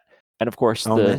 the sub would be Trickter and Nervebot from Chicago and Milwaukee. You want to introduce Um, us to our Eastern lineup? yeah, go for it, go for it. And then I think the players are loaded in. So then after that, we're good to rock and roll, man. All right, so our Eastern lineup, we got the Charlotte Comets, Kudoku coming out, and then Plasma from the Boxers, Spoon from Buffalo, and then our 2 alternates would have been Levance from Miami and Joystick from Atlanta. Heck yeah. All right. Yeah, it does look like we're going to have a pretty good matchup as we work our way up through the tiers. 2 more tiers left. We're officially in the middle tier, so we're getting on that balance of, honestly, we're probably going to see a lot of mechanics, especially since what we were seeing in novice tier, but we should be good to let the players know to load in, and then we'll be good to get underway. Man, I'm excited to see these tiers play, especially as we get higher up. Aren't you, Power? Especially since you got another Renegades player, man. Yeah, of course, this is the unfortunate last Renegades player debut. No Renegades player making it into the All-Stars in the upper tiers, but that's okay because there are other insane players that I can't wait to see who have been dominating my teams, and now they get to dominate with the top players of other teams. That is some of the coolest things. I mean, even these past few matches we've seen, the fact that these players who normally compete against each other are now forced to play with each other and show why they are the best on their team, it's just so fun to watch. Already looks like we're kicking off with some pretty intense movement here from the west side as they make our way on down, but it looks like FighterVet was trying to maybe get a pass back, and Plasma quick to intercept that Spoon up in the air, fakes a second touch. I think they thought Love was going to be just a little higher up to follow with it, and with no boost is unable to send it out too far. Plasma up, maybe a second one. Is it's going to come out? No, Cyan, quick interception and sends it away from the corner. Lev, a quick pickup. We're already seeing a lot of plays. Wait a minute. Okay, so they took it around the front of the net. That's not what I was expecting to see. Plasma seeking it first, and East gonna take the first goal for game 1. Yeah, Lev just playing the long game there, recognizing that an immediate shot would have just been a 50 and probably a safe for the Western All-Stars into the corner. But if he takes it a little bit more time, allows a teammate to come in, allows help, and it ends up paying off. Absolutely insane shot there. Crossbar dinged. I mean, like, East are just peppering the net now. West with a little bit of pressure at the beginning, but since then we haven't seen the same. It is a little bit weird when you have, first off, Cyan wasn't really a part of his roster for the second half of the season. Came back from IR and now is sort of making a debut again at the end of the season due to some really strange circumstances that are too much to even explain here. Oof, that was almost a really good opportunity. A second pop almost followed up by Plasma, but it was just a little bit shy. And now Lev trying to get another opportunity, and the East team is not letting up. They are battering the defense of West, and I see West trying to flip from sitting on defense. And we're seeing chain dashes on the wall from Lev and Pro Tier. That's kind of crazy. Carl's Nut sends it out to FighterFed. An opportunity, and a backflip, an unfortunate backflip, gonna give West the tie-up goal here with the first 2 minutes in game 1. Even without the backflip, I mean, he has low boost. That shot has pace. I don't know if he's getting to that. That is a really well-placed shot and well-passed pass from Carl to FighterBet.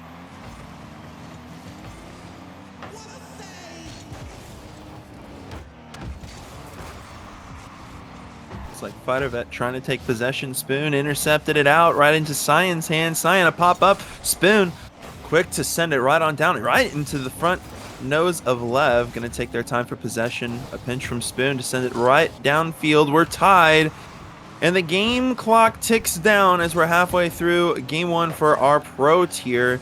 And we're already seeing some pretty crazy mechanics, crazy plays coming from them. And Power, we didn't really talk about it prior, but did we talk about it prior? Who do you think's taking their all-star games as a second goal from FighterVet comes through for the West team? We did not get a chance in for predictions. Now, it's going to look like I just chose the people who just scored, but I, of course, am going to back my player in FighterVet, who has been top of our team and leading them to a lot of their success with the support of JB and Blasky. And then, of course, how can you not have Akron on top, as they have been one of the best rosters consistently throughout the season and are the #1 seed coming into playoffs. But this other all-star team of the East, they aren't having it. No, they're definitely putting on the pressure. And now a tie game again, like we kind of saw.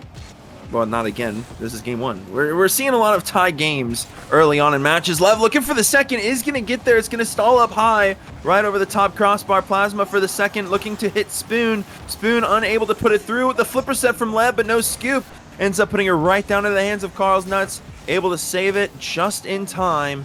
And that keeps the game still tied. Spoon taking their time for possession. Going to take it down low. Grabs it on top of their hood. A flip over to the corner. Was looking for a redirect. Wait, no, maybe it was a fake as Plasma looked for it. Just shy off the sidebar. And the goal, the game stays tied just a little bit longer here, Power. Yeah, Carl's Nuts with a really clutch save off of that sidebar. I was not even sure how that bounced out. Looking insane is Carl on the defensive half.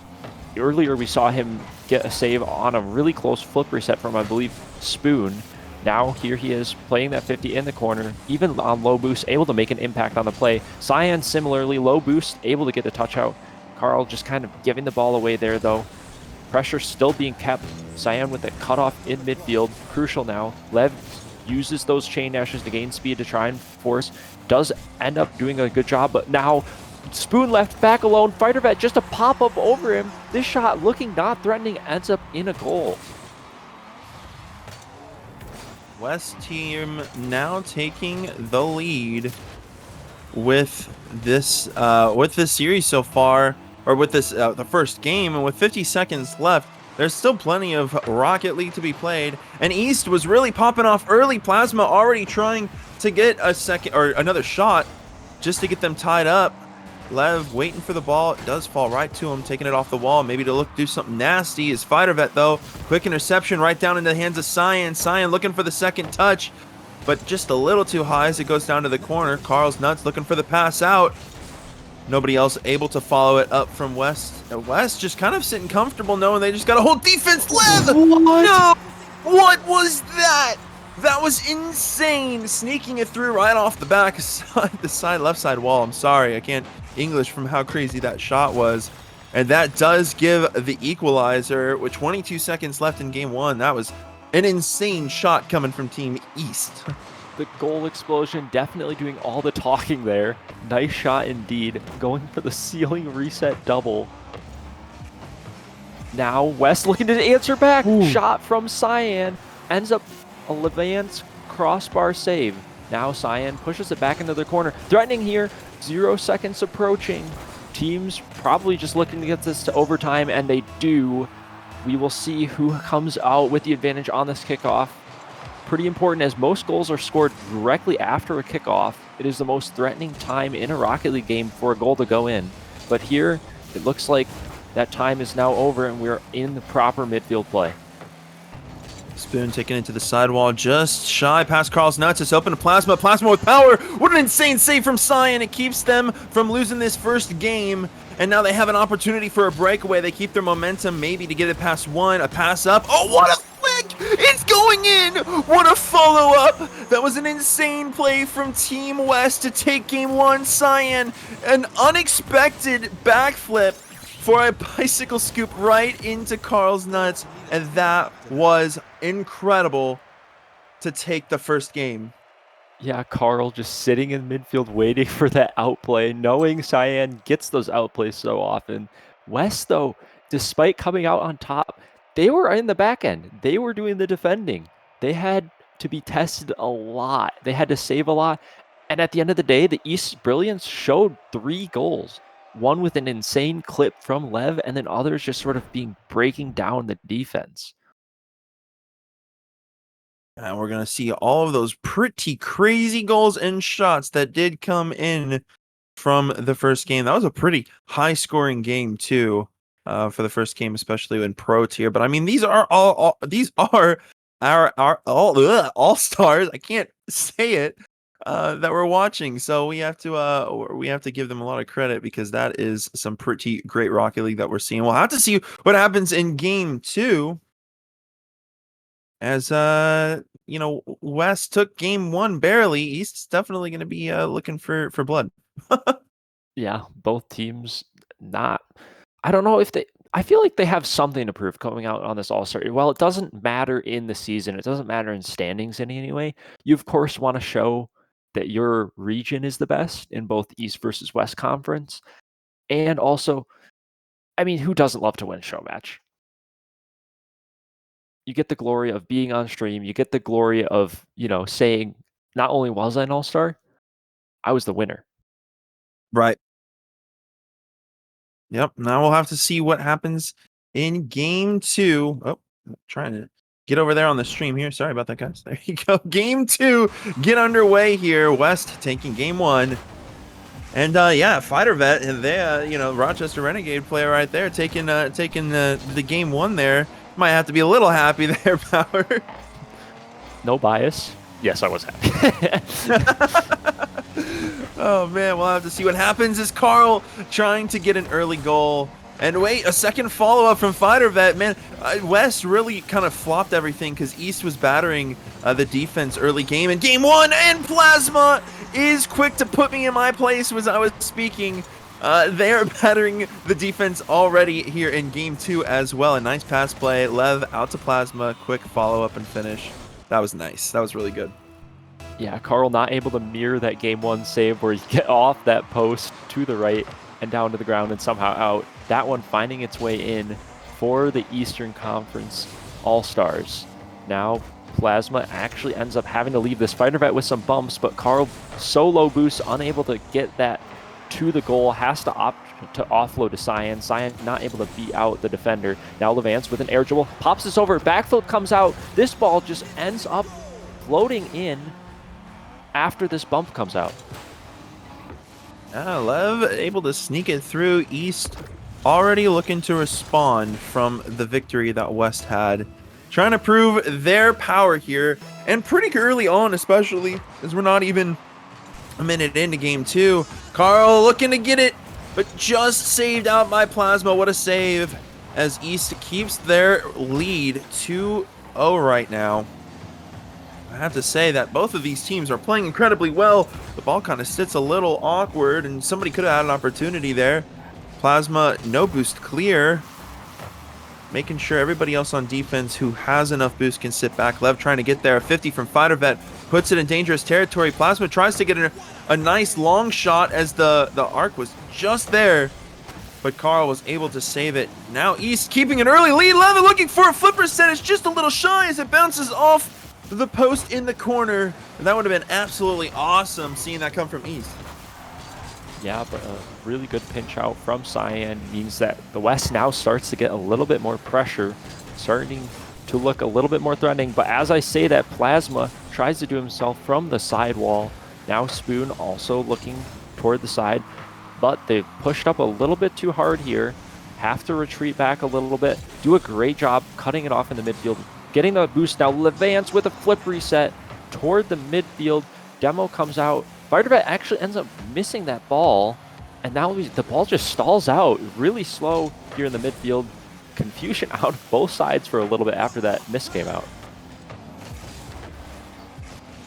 Clicking down again here in game 2, and East is taking a really good early lead here that West is going to need to combat, especially after West took game 1. East did not come out just sitting back and twiddling their thumbs. They came out a swinging, working for a home run here. Cyan taking it off the backboard, looking to take it all the way across the field, right into Carl's hands. It's going to go out to Fightervet, who's leaking for the corner. Maybe another pass out, but a nice pinch sends it downfield, and now it gives an opportunity for maybe Plasma or Lev. It looks like Plasma trying to put it across. Carl quick to shut that down as well. Defense has been good in these last couple minutes for West after East got their first goals, and it looks like they're trying to scramble back with team plays, maybe get an opportunity to get a goal on the board, and they need to do it early enough that way they have enough time to get that secondary one. We got to see when it's going to happen, and an awkward pop almost gave Plasma a shot, but it's just a little shy to the right, and East's been so accurate except for that one shot so far. Gotta feel like that one is their guaranteed game winner now. It's still a little bit up in the air if West can bring this back or not. They'll need something though, as Cyan tries for an insane dunk. Spoon better to it, pops that one up. Fightervet to turn it away to corner. Carl in the corner. Plasma, awkward half flip, but gets a touch toward Fighter. Fighter doing well from the sidewall, tries for a backboard, tries for a teammate. Cyan attempted pre-jump. Now this ball almost lofted up by Carl over Levance, but Lev better on it. Fightervet doesn't have the boost to follow this. Ends up getting the flip, leaving it for Cyan, and Cyan sneaks it under the last. West finally getting a goal on the board, and it's still early enough. That was a nice little fake flip reset from Fightervet that gave Cyan time to sneak it through.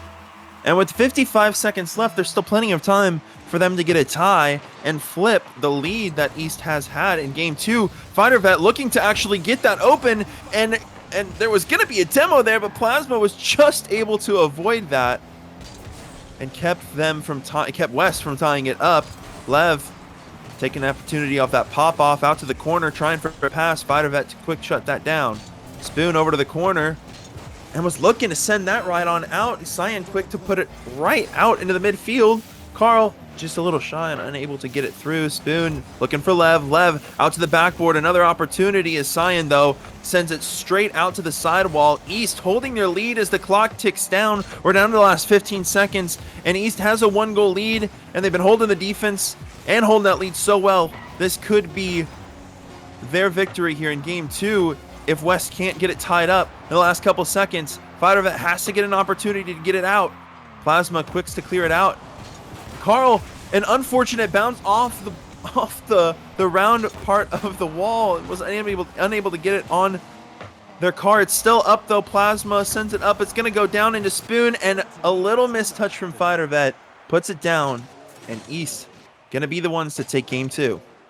Yeah, I'm not really sure there if that was just East getting some of those goals in that were previously saved by West, or if it was any adjustment made. Because I know West had 9 saves game 1, only 3 here. There wasn't as much offense from East, but I feel like West just didn't have that same defensive stand, and that was kind of the difference maker. Yeah, I can definitely see that. And West definitely also wasn't working in team plays as much as I remember them doing in game 1, and I think that kind of was a little bit of their mishap, as you might say, and definitely something that they're going to want to correct coming into the next game here. Yep, I'm sure both teams now a little bit more familiar with themselves and the opponents. These rosters, this is the first time they've ever played, so understandably so. We're seeing a little bit messier of gameplay, but we're also seeing individual brilliance from both teams.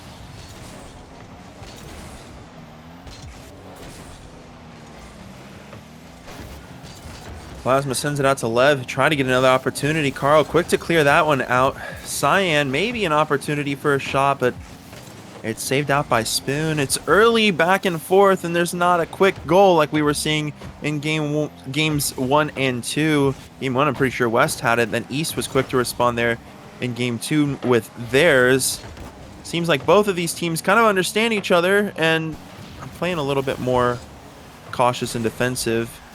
It sets right up for Lev, and Fighter Vet gets right up behind it and flicks it right downfield. Just a little awkward for Cyan. Spoon was trying to get an opportunity for a pass out, and the first minute goes by and nobody gets one just yet, but I could have bit my own tongue as one almost seeked through. A great save from Lev. This ball now not too threatening for the West. Carl just gets a bang out over Plasma. Plasma just sort of forcing a Spoon, but Spoon misses in the corner. Carl able to follow it and give the West a lead. Absolute disaster out of Spoon here. He is last back. He just needs a touch, though. He cannot go for that perfect touch. He needs to go for something a little safer and guarantee a touch, because that miss is an absolutely devastating one.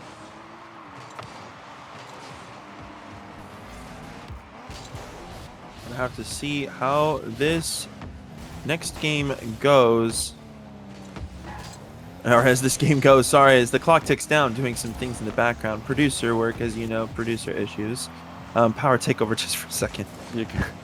Speaking of takeover, surprised he isn't here. Unfortunately, that he did not get quite in the professional tier, spending most of his time actually in Superstar. I don't know if that had to do with the decision, but these players are, of course, no slouches. They have shown themselves to be the best in professional tier.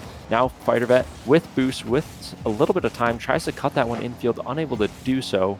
Now Carl back, low boost in the corner, doesn't even end up getting the touch. Spoon jumps in. Carl able to get a touch though after the awkward miss and buy himself a little bit of time. Now Fighter Vet pops this upfield. Carl back alone, able to play it to the side. Plasma with a shot, not quite in, off the post. Fighter Vet there preventing a follow-up shot from coming in. Now Fighter Vet popping this up. Plasma on the backboard, gets a safe touch, plays it around one.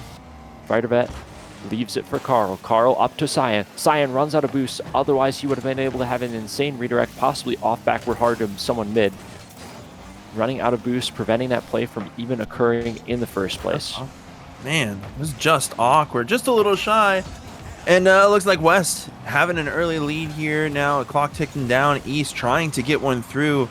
West team really holding strong and steady. Lev was probably, I don't know, just speaking here, going for a psycho. And that was just a little awkward. Now we have to see how East is really going to respond. West has been holding pretty strong. I'm confident Carl's Nuts taking possession, looking to get around one, maybe the second one, but Lev quick to shut that down. A great 50. Closing out any ground that Carl's Nuts had prior. Fighter Vet looking to put it through. Spoon, a great save. West still keeping their lead, and East not letting anybody else get it through. East needing to convert from defense to offense here, get something moving downfield, some pass plays, team chemistry now as the minutes tick down. We're down to 1 minute and 30 seconds. They need to get another goal on the board, or a goal in general. Yeah, and we're seeing a lot of awkward gameplay from both teams here. It's kind of to be expected when you put all of these really good individuals on these teams together, that they end up in the corners together. They end up doubling on a few things that normally players don't really do, but their individual brilliance continues to show. And here's Spoon trying to show some of his individual brilliance. Goes to the backboard. Cyan able to get that touch away. Fighter Vet trying to maybe get an opportunity. Is going to be a pop out. Carl, a pop up to the backboard. Plasma just shy. Spoon notices it, and Lev was looking to redirect, but just too much power, and it goes too far to the corner. Plasma still looking to get an opportunity to pass it. It floats up to the corner again. Spoon, like a bullet, looking to seek it, and Fighter Vet, if they had not touched that, Lev probably would have had that equalizer. What a save from Fighter Vet, and the defense from West staying extremely strong as East is now starting to convert and batter the defense. Look for a goal as the time gets closer and closer to giving West Game 3 victory. We just got to see how East is really going to do anything here. Is West... Wait, an opportunity as Plasma tries to get it through, but with no momentum. Fighter Vet going to take it to the wall. A stalled 50 puts it right in front of Lev's face. A flick could go up, could be in. A nice save from Cyan. I think that's going to be the thing that keeps him alive as the ball pops up and gets sent downfield. Game 3 goes to Team West. They take the lead in the series in a crucial Game 3. Of course, not wanting to go down 2 match points. And West are able to do that. And honestly, a lot of that game comes down to just great time management from them after they get that go-ahead goal. They just stalled those 50s. They played really well in their defensive corners and were able to get out of some really awkward low boost scenarios. We will see if Go ahead. We will please. see if East are able to make the adjustments. We saw them clap back really hard after losing that Game 1. They might do so again here and force a Game 5. Well, we'll get into Game 4 right away here, and yeah, East gonna be the team that needs to get the series score tied up in Game 4. They're looking for Game 4. They got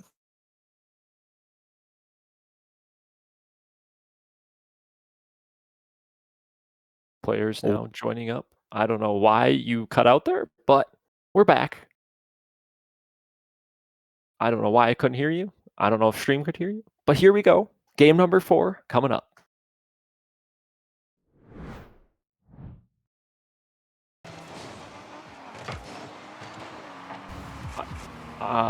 I will assume that I'm the only person who stream can hear, so I'm going to start talking. And West are going crazy. They are going insane, looking to play that forward. Now Fighter Vet flick up.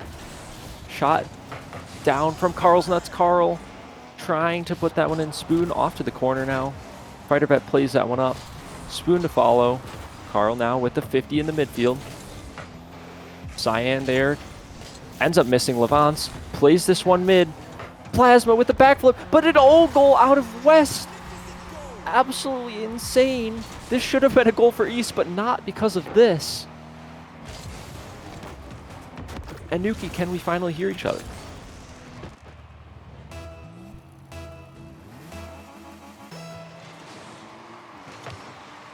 I'm going to take that as a no. I have no idea what is happening on the Discord and stream side.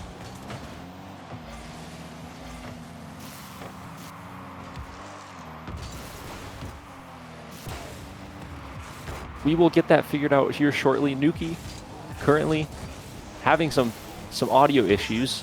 West looking to answer back against East. East not having it though. This is a shot opportunity. Pass mid toward Levance, but the team pinch save means crossbar hit, and West live to fight another day. East looking like they only want to take game wins after they're beat. Not taking the lead in the series at all, just able to tie things back. Now pass from Fighter Vet, putting toward middle, turned out. Levance now plays it toward the backboard. Fighter Vet there. Fighter Vet crossing into Cyan. Spoon cuts that pass out beautifully. Carl committing as third. Levance back alone, and Nuki might be back now. We'll see. Sorry about that. First try. Okay, cool. Yeah, no, my Discord crashed, which was unfortunate. But hey, it looks like East taking the early goal lead here, and now we're gonna have to see if West can respond. Cyan looking to take it off the sidewall. Lev, great to interfere as Plasma was trying to get it through there. It's a pinch from Cyan, and Spoon sends it out to Lev, and the open opportunity is gonna give East their second goal now. And yeah, I'm terribly sorry about leaving you there. That's okay.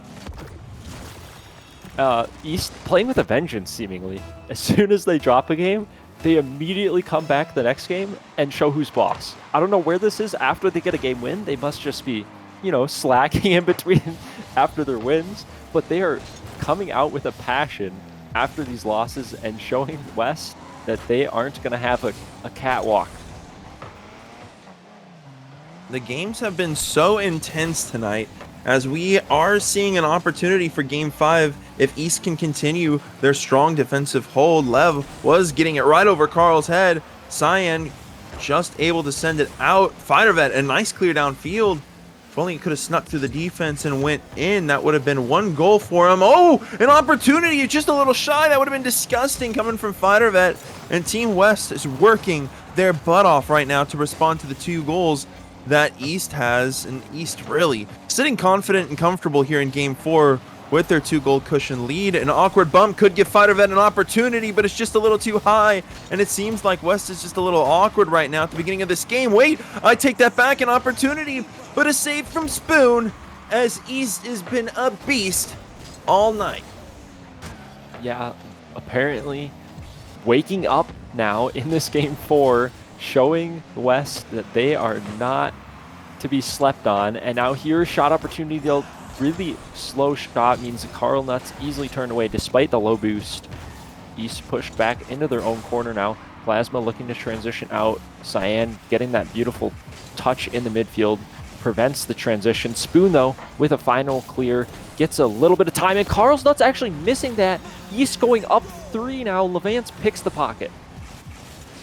Lev getting the 3-0 lead now. And that's giving East a very comfortable cushion moving into the rest of this game. And if they can continue to hold this lead, we're looking at a very good Game 5. They're going to put up quite a fight here, especially since they worked so hard to get there. Ooh, just a little shy off the crossbar. Spoon had a great opportunity to get a 4th one through. It's going to go up, maybe a little down, but Cyan, a great touch, going to keep possession. Tries to pop it over 1, leaves it for Carl. Carl unable to get it through. The clock is ticking down and the seconds are getting less, as we got to see West do something soon, or East is really going to be smiling going into Game 5. Here a shot opportunity, and that is what they would have needed, but Plasma better to it.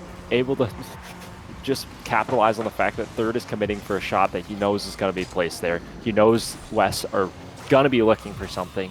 Able to get that save, has the boost to follow it, taps it in for the 4th, and now it's basically just garbage time. We'll see if any of these players end up getting a clip, as I believe, you know, all-stars, they're going to be looking for clips here.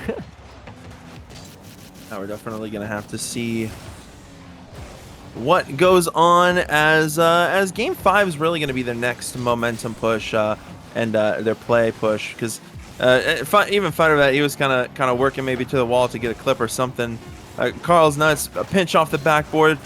The clock ticks down, and East really played a great game here in Game 4, pushing for that 5th game. And now we're going to have to see if West can shake off this back and forth that we've had. It went West, it went East, it went West and East again.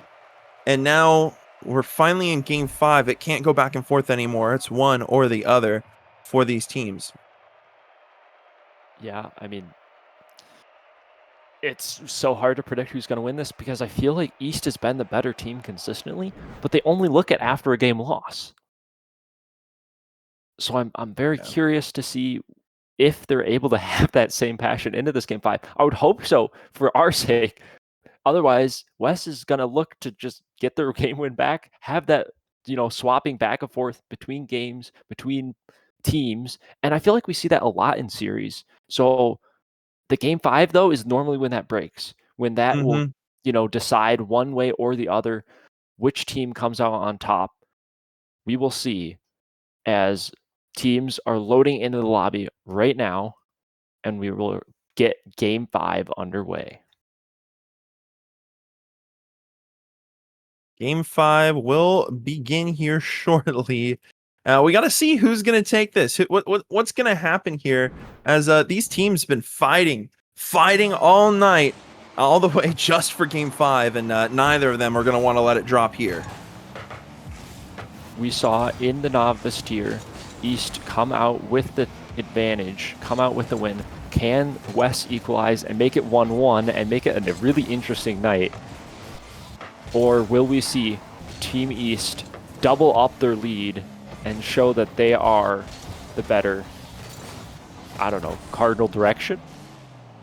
You know, that is a good way of putting it. I would have to say we're going to definitely have to see which team pulls out ahead for sure. Plasma and Cyan meeting a great 50 pinch. Does go up to Fighter Vet. And a pre-jump from Lev was almost able to get it right past Carl.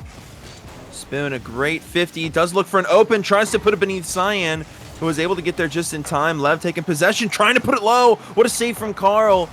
And the ball still floats in dangerous territory for Team West. It's just as the clock ticks in for the first minute of Game 5, nobody has scored. And that's a little different than from what we've seen in the previous games from these teams tonight. Lev looking to take it quick and early out to Spoon, who does get a nice redirect off to the backboard, but Cyan, quick to see it, sends her right back downfield. Lev tries to meet him. Fighter Vet, an opportunity to send it to this team for a pass, but nobody committing too much.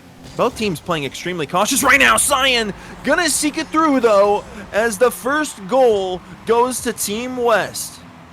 And we saw kind of just a defensive breakdown there from East. That touch out to the middle, Spoon not exactly on the same page as Plasma, and that was able to just be shot in the net. It wasn't a necessarily open net because they had probably, you know, a half-second window of needing to shoot it, but at the end of the day, that was just East breakdown, and they don't look like they have that same fiery passion of after they lose a game. So we might see West just come out and win again, and as I say that, Fighter Vet from the skies drops it down onto East's head.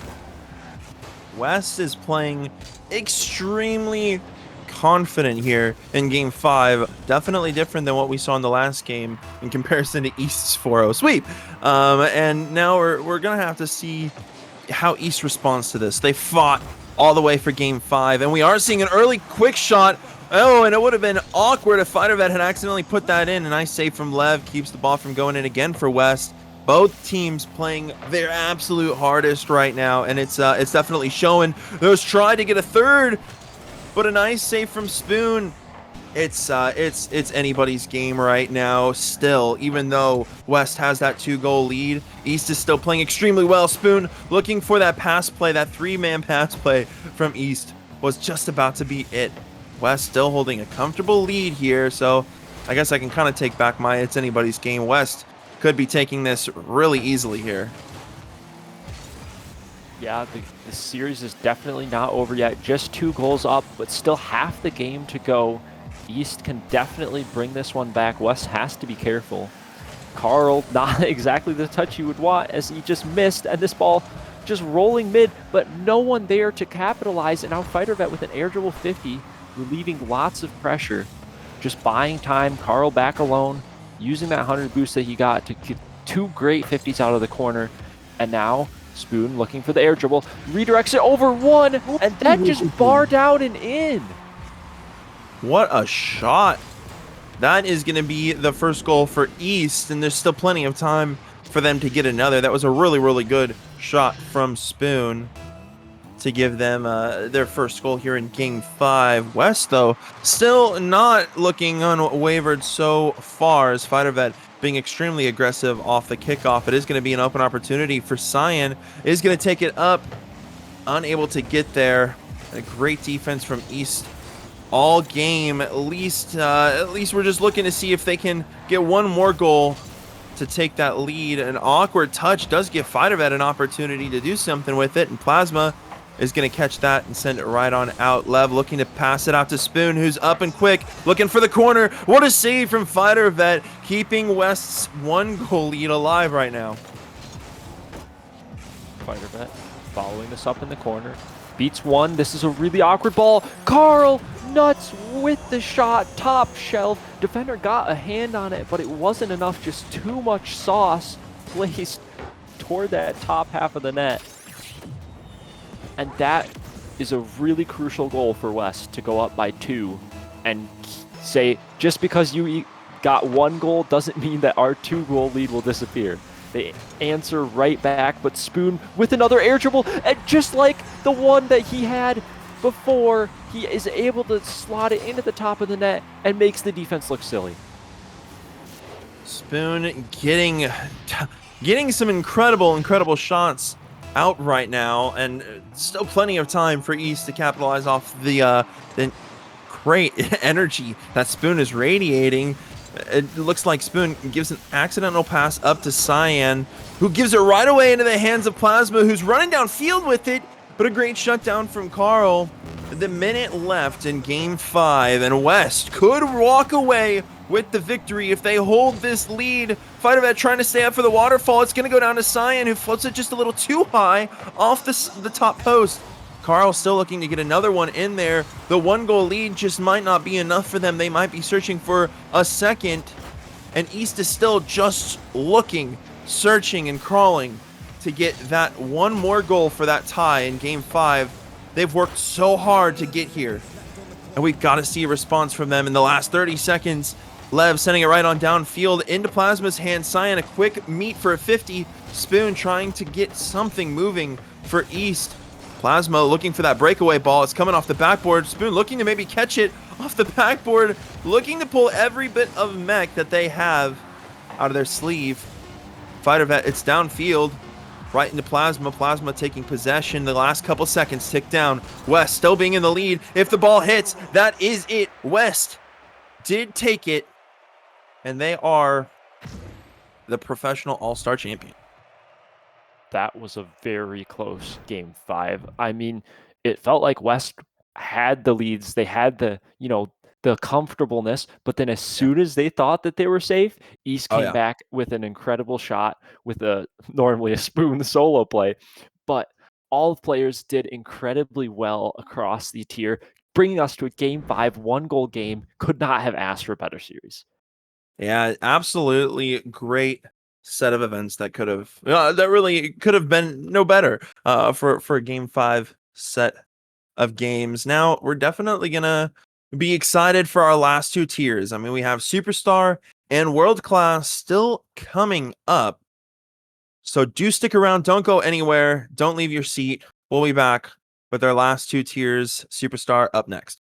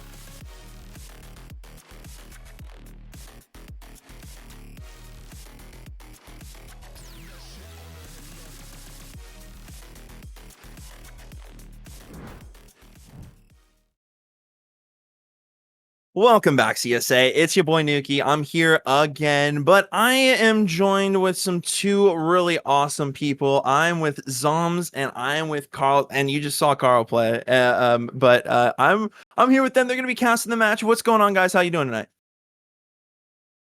Just Doing fantastic. great, Nuki. Doing great. I mean, you got to be doing Good. well, Carl.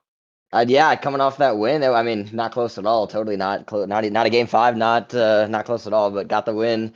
Big ups to the East guys. They played amazing. They caught me off guard. I was coming into it, was like, yeah, we got this. But they played amazing. So big ups to them. That was fun. I'm glad that this league does All Stars. That's a fun addition for sure. Yeah, I mean, Yeah. All Stars is really good, and I mean, great performance from you guys. Now you guys get to talk about the next tier up, which is the really fun one as well. It's Superstar. Oh my! I mean, Yes, just look at the players that are up we- here, Carl. I mean, we got Whitlock, we got Jay, we got Frenchie, we got Tartan, we got Lemons for the West. 2 of my Denver Shred players up here. Absolutely fantastic to see them. And over there on the East, Carl. I mean, we got some adversity. Absolutely. Peach from Toronto, Insanity from the Makos, Averted from the Nightmares, Robo and Sean K as the reserves. I don't think we'll actually know Actually, I can see them in the lobby now. I mean, it'll be a combination of 3 of these guys from both East and West. I know Whitlock couldn't make it from the West, but yeah, I think the players are in. I think we are probably ready to go here, so I'm going to go ahead and tell them that they can join up. Oh, Zoms is doing that for me. Appreciate you, Pooks. Yeah, we're already ready to get going here on the roll, and both these teams are, I mean, they're going to be absolutely disgusting. As we see them join the lobby, we got Robo2Fly, Sean K, and Insanity over there on the east, and on the west side, we got Frenchie, Tartan, and my boy Jay. Both teams coming out swinging. That would be a reserve from both teams, I believe. That means that are currently playing. Two reserves, it looked like, from the west side. Or the little bit of a, I mean, you would say a disadvantage, but honestly, I think all these players deserve to be here. All these players have their arguments for, honestly, just making the main team. And we're just going to see that play out now. Oh, my goodness. Jay almost getting a highlight play off that sideball, but instead they're going to be transitioning some defense here. Frenchie going to the back wall. He has to catch this ball. Sean diving. Gets one touch, making this a little bit more dangerous. Frenchie's going to be closing the distance, but this play is already going back and forth, Carl. Absolutely, and I was listening during that last professional series to a good point that Power made. Every single series that we get to watch tonight, as we go through the night, it just gets faster and faster and faster. He mentioned just the difference as Tartan gets the scoring early here for the West. Just the difference from Academy to Novice, you can tell the speed difference. Then Novice to Professional, a bigger speed difference. And now these guys in Superstar, the best players we've seen yet tonight. And these guys are the best in that division. So looking to see a super high-paced, quality game here as through the night it just gets better and better than world class, obviously, coming in even later to see the best players in the league as a whole. Flip Reset coming in here from the West, trying to extend their 1-0 lead. Sean K cuts that one off. Tartan getting a great touchdown from the ceiling, but nobody on his team there to slot it in. Frenchie potentially with a 50 goal coming in here as Sean now gets to deal with this in his corner with no boost. Trying to continue. Almost heroics. Oh, it's almost safe from the ceiling there, but not quite put through. That would have been a highlight play for sure. But now coming down the other end, Sean K shutting down this play, and Frenchie's going to be the one to close the space. Jay trying to take a 50, but actually gets past Insanity. Robo has to clean up. Tartan just pops this one high. Sean K able to close the space. This is a dangerous ball off the corner. Great cut comes in time. Jay going to be faking out one. Trying to take this high now. Low 50-50. Insanity will be there for the clear, and man, already so back and forth and so mechanical. As you say that, and then I can't remember which player it was, but missed that ceiling. I think it was Tartan as soon as you said so mechanical. But that's just the capture curse for you. A good 50 coming in here from the east. That one might be slotted, but barely doesn't go in. But it's going to be an open net. I think stolen by Insanity. I think Sean had the easy net. That was almost an insane shot, but pops out. Insanity with a great touch out, makes 2 go by. And Sean with a great pass over to Insanity. Hopefully they're not too upset about that goal being stolen. But we have 1-1 here, East versus West. East getting that huge counter goal. Frenchie now trying to get one back for the West. Just going to slow this one down and take it over to the wall. A good touch from him, but unfortunately can't follow up with no boost. Missed that mid boost. Jay faking everybody in the lobby. How can you read that? As you don't expect players in this division to miss very often. Frenchie now tossing that over to his boy Tartan, who is just going to bang it downfield. Sean going to try and slow this play down. Pops over one, but he's demoed for his efforts. Frenchie now going to maybe try and find a teammate mid. Does. Jay potentially with a shot. Just off, and Robo gets a good touch out as he's back. He's a little bit awkward on his wall. There's more pressure here on the blue side for the last 30 seconds. Now just finally broken out into this orange half. About half this game left, and we have a tie game, Zones. Yeah, it's really interesting to see how these players play with, people not from their teams, and also going up against these all-star teams. I mean, these are teams that most likely never even talked to until today. Potentially talked to, but played with, most likely not. So watching these two teams scrap together, trying their best to find some sort of chemistry in what little time they have. It's interesting to see how that's going to develop as the series goes on, because you only got 5 games to really cook up, and it might just be over in 3 if you aren't careful. And Sanity try to prove a point why he's going to be the MVP. Stole the last goal, but this goal was all his. Absolutely, a huge goal there to make this one 2-1.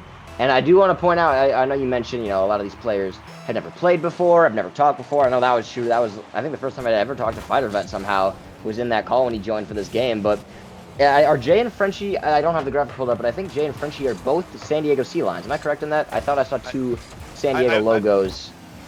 I think that might be true. So I know Lemons. I know there were 2 Denver Shred players, but Lemons is not playing in this series.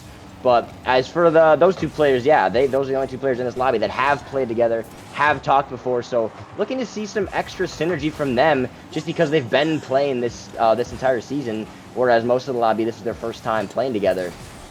Not working out in their favor yet, as they are down 1-2 after that counterattack goal from the. This is going to be a shot on the blue net, but Robofly with a great touch out, barely on his backboard, able to make that play. Insanity double committing with Sean, but probably a good double commit as Sean had no boost. Insanity diving for this one, but is just going to be sitting on that orange half waiting. Jay with a mechanical solo play. He gets a flip reset, but Robo with a great jump to cut that one off. Sean now trying to push this one down the field. Unfortunately, he's cut off by 2 West players. This one's going to be almost a shot in, but Robofly just getting the touch on that one. 30 seconds left. Still a 2-1 lead for the East. As I say that, it's going to be a 3-1 lead for the East, as this one is careened down the field with nobody able to make a touch on it. What a pinch. Yeah, Frenchie is trying to get the ball off the defender. Unfortunately, it just collides together. That ball just gets absolutely launched across the field. Only 30 seconds left on the clock. In the West, they're trailing. Really got to step it up right now, right here. Maybe Jay has a chance to start that spark. It's a good pass, but an even better save. Jay, once again, just pepper in the net, but it's just not quite enough. The defender was bumped up, but Sean K was able to close the space quickly enough. 15 seconds left on the clock, and the West got to get moving now. Turning into offense, but they're just back in their corner. It's going to be hard to transition this into an attack. They need a goal right about now. This one's going to fight its way into the dirt, and game 1 goes to the East. Absolute statement game from the East, winning 3-1 in this game 1.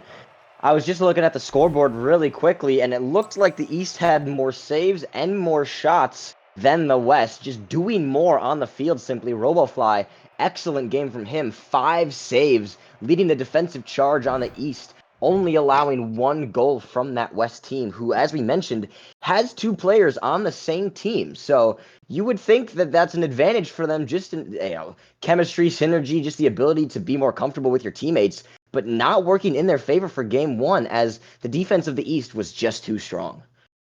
Yeah, I'd be interested to see if, if things start getting out of hand and maybe we go to that, if they lose next game, if East somehow dominate the next game as well, if they use the reserve, because I know Lemons is still waiting in the back, and obviously him and Jay have tons of chemistry, so they do have also even more chemistry in the back. I mean, they really do have a lot of good options. I don't know what their game plan is right now. It looks like they're just hopping back in. I don't quite know what that was, but I think if they don't win this game, the West, I think they should maybe make a change.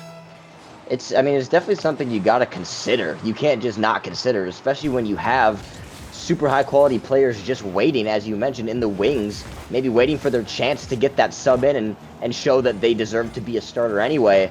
But yeah, I mean, part of me wants to say you ride with the roster you got, but yeah, I mean, if you got an excellent player, oh, what a shot and what a save, shutting me up. RoboFly continuing his defensive assertion in this series, farming that save, but he's gonna get 2 already. He's pulling a Carl, low-key. But that first one, now to farm it all, that first one was an excellent save. Getting peppered already. We've been in this blue half the entirety of this game too, as the West is trying to shove some offense down the throats of the East. That's gonna be a shot, but another save coming in from Sean. A good shot, but just not quite good enough as it gave Sean enough time to get back. Tartan with a touch out to the mid. Sean diving, but is beat by Frenchie now, giving it to Jay, who has a chance putting this mid, but unfortunately that's 50'd out. Frenchie also going to get 50. That one's toward the net, but an easy clear away from Tartan, who goes missing on that one. Another shot in from Sean, but a booming clear from Jay. Tartan potentially with a redirect, and he gets it. That's going to be a miss. No touch from Robo. No. Slotted top left, just missed from Frenchie. Another shot comes in from Tartan. That one's saved away from Sean. Another open shot, and that one's missed. And finally, Frenchie puts this one in. There were about 3 times. This one right here from Jay, like, I feel like that one should maybe be a goal. But no matter, as Frenchie's able to perfectly slot that one top left. What a sequence. Yeah, that might have been one of the most evil sequences we're going to see all night. You know, like you quoted Power earlier, said the Rocket League's going to get cleaner and cleaner. I don't think it can get messier than this. Right off the kickoff, Sean has to make a kickoff. And, I mean, right, I don't, mistake me if I'm wrong, but I feel like the majority of the pressure has been, you know, for the West. I feel like the West have been 100%. shooting, but the East have been holding strong. Another potentially just completely open net. He's going for the style point, and he gets punished for it. Sean, an absolutely wonder save on the back line. This defense that we're seeing, I mean, I know they're down 0-1, but considering just how much pressure the West has had on the East half during this game, I honestly think their defensive effort has been pretty solid. The fact that they've only allowed 1 goal up to this point, I mean, that save right there from Sean was incredible. As I mean, you'd call that a caster curse, wouldn't you? I was hyping up their defense. A touch here from Jay, and I mean, it looked like an easy touch from RoboFly, who maybe just thought Tartan was getting a touch. I'm not sure what he thought. But regardless, a 2-0 lead from the West, who are countering, trying to tie up the series in Game 2. Yeah, hard to tell, hard to tell to know what was going through his mind right there. Tartan, I mean, he's been getting some excellent touches in the midfield. Maybe Robo just thought he had one more, but Frenchie trying to make it even more solidified. Can't quite get that across. Sean's now going to get a chance on the sidewall here. Full tank up boost for him. Midfield pass comes through, saved away from Tartan. Now, Robo is going to try his hand at the sidewall. Does get shut down immediately. Frenchie trying to get back to it. Looking for this double. Can't quite find it, but Target's going to have a completely open. Oh, my God. Oh, my goodness. You can't allow this to keep happening, but luckily the follow-up is good. Frenchie to Jay in the midfield will secure him, but what is going on? These open net misses have been nothing but disastrous. Almost like your gameplay, Carl. All right, I'm actually considering leaving the call after that. But, I mean, yeah, as you mentioned, you know, going back to what I said earlier, the games keep getting better and better, and you clap back with, you know, it's looking a little bit messy on these open nets. You're damn right. Darn right. Sorry, this is BackPost. I mean, I honestly think the West is getting saved by the bell a little bit. Some of these open net misses are egregious. But it just doesn't matter because they're able to clean up the scraps every time. As a counterattack coming in here from the East, that one's going to get touched away by Jay, who is it's floating around mid right now, and Sean able to, I'm not sure if this last defender missed or mistimed it, but an open net here from Sean. Touch comes in here from Insanity. Tartan just going by it, and Sean reading that miss to make this a 1-3 game. I mean, 1-3 is a lot more comebackable, if that's a word, than 0-3, but still a tough ask here for East to bring this one back to tie game. Yeah, it's not easy to find your way back into the series, but 2 goals is definitely doable, especially with this much time, especially with these all-star players who can make highlight plays out of nothing. Insanity leaving this one for Sean. He rips it to the backboard, turning back in, but Tartan's already got the touch, and Frenchie's up. That's that chemistry. It's to the backboard. Robo so awkward, 50-50 on the goal line. It's just what a save! Insanity! it's almost matching his name because that save was completely crazy. I don't know how he got around that, but I mean, a defensive stand after defensive stand, that's been the entire story for this Eastern team.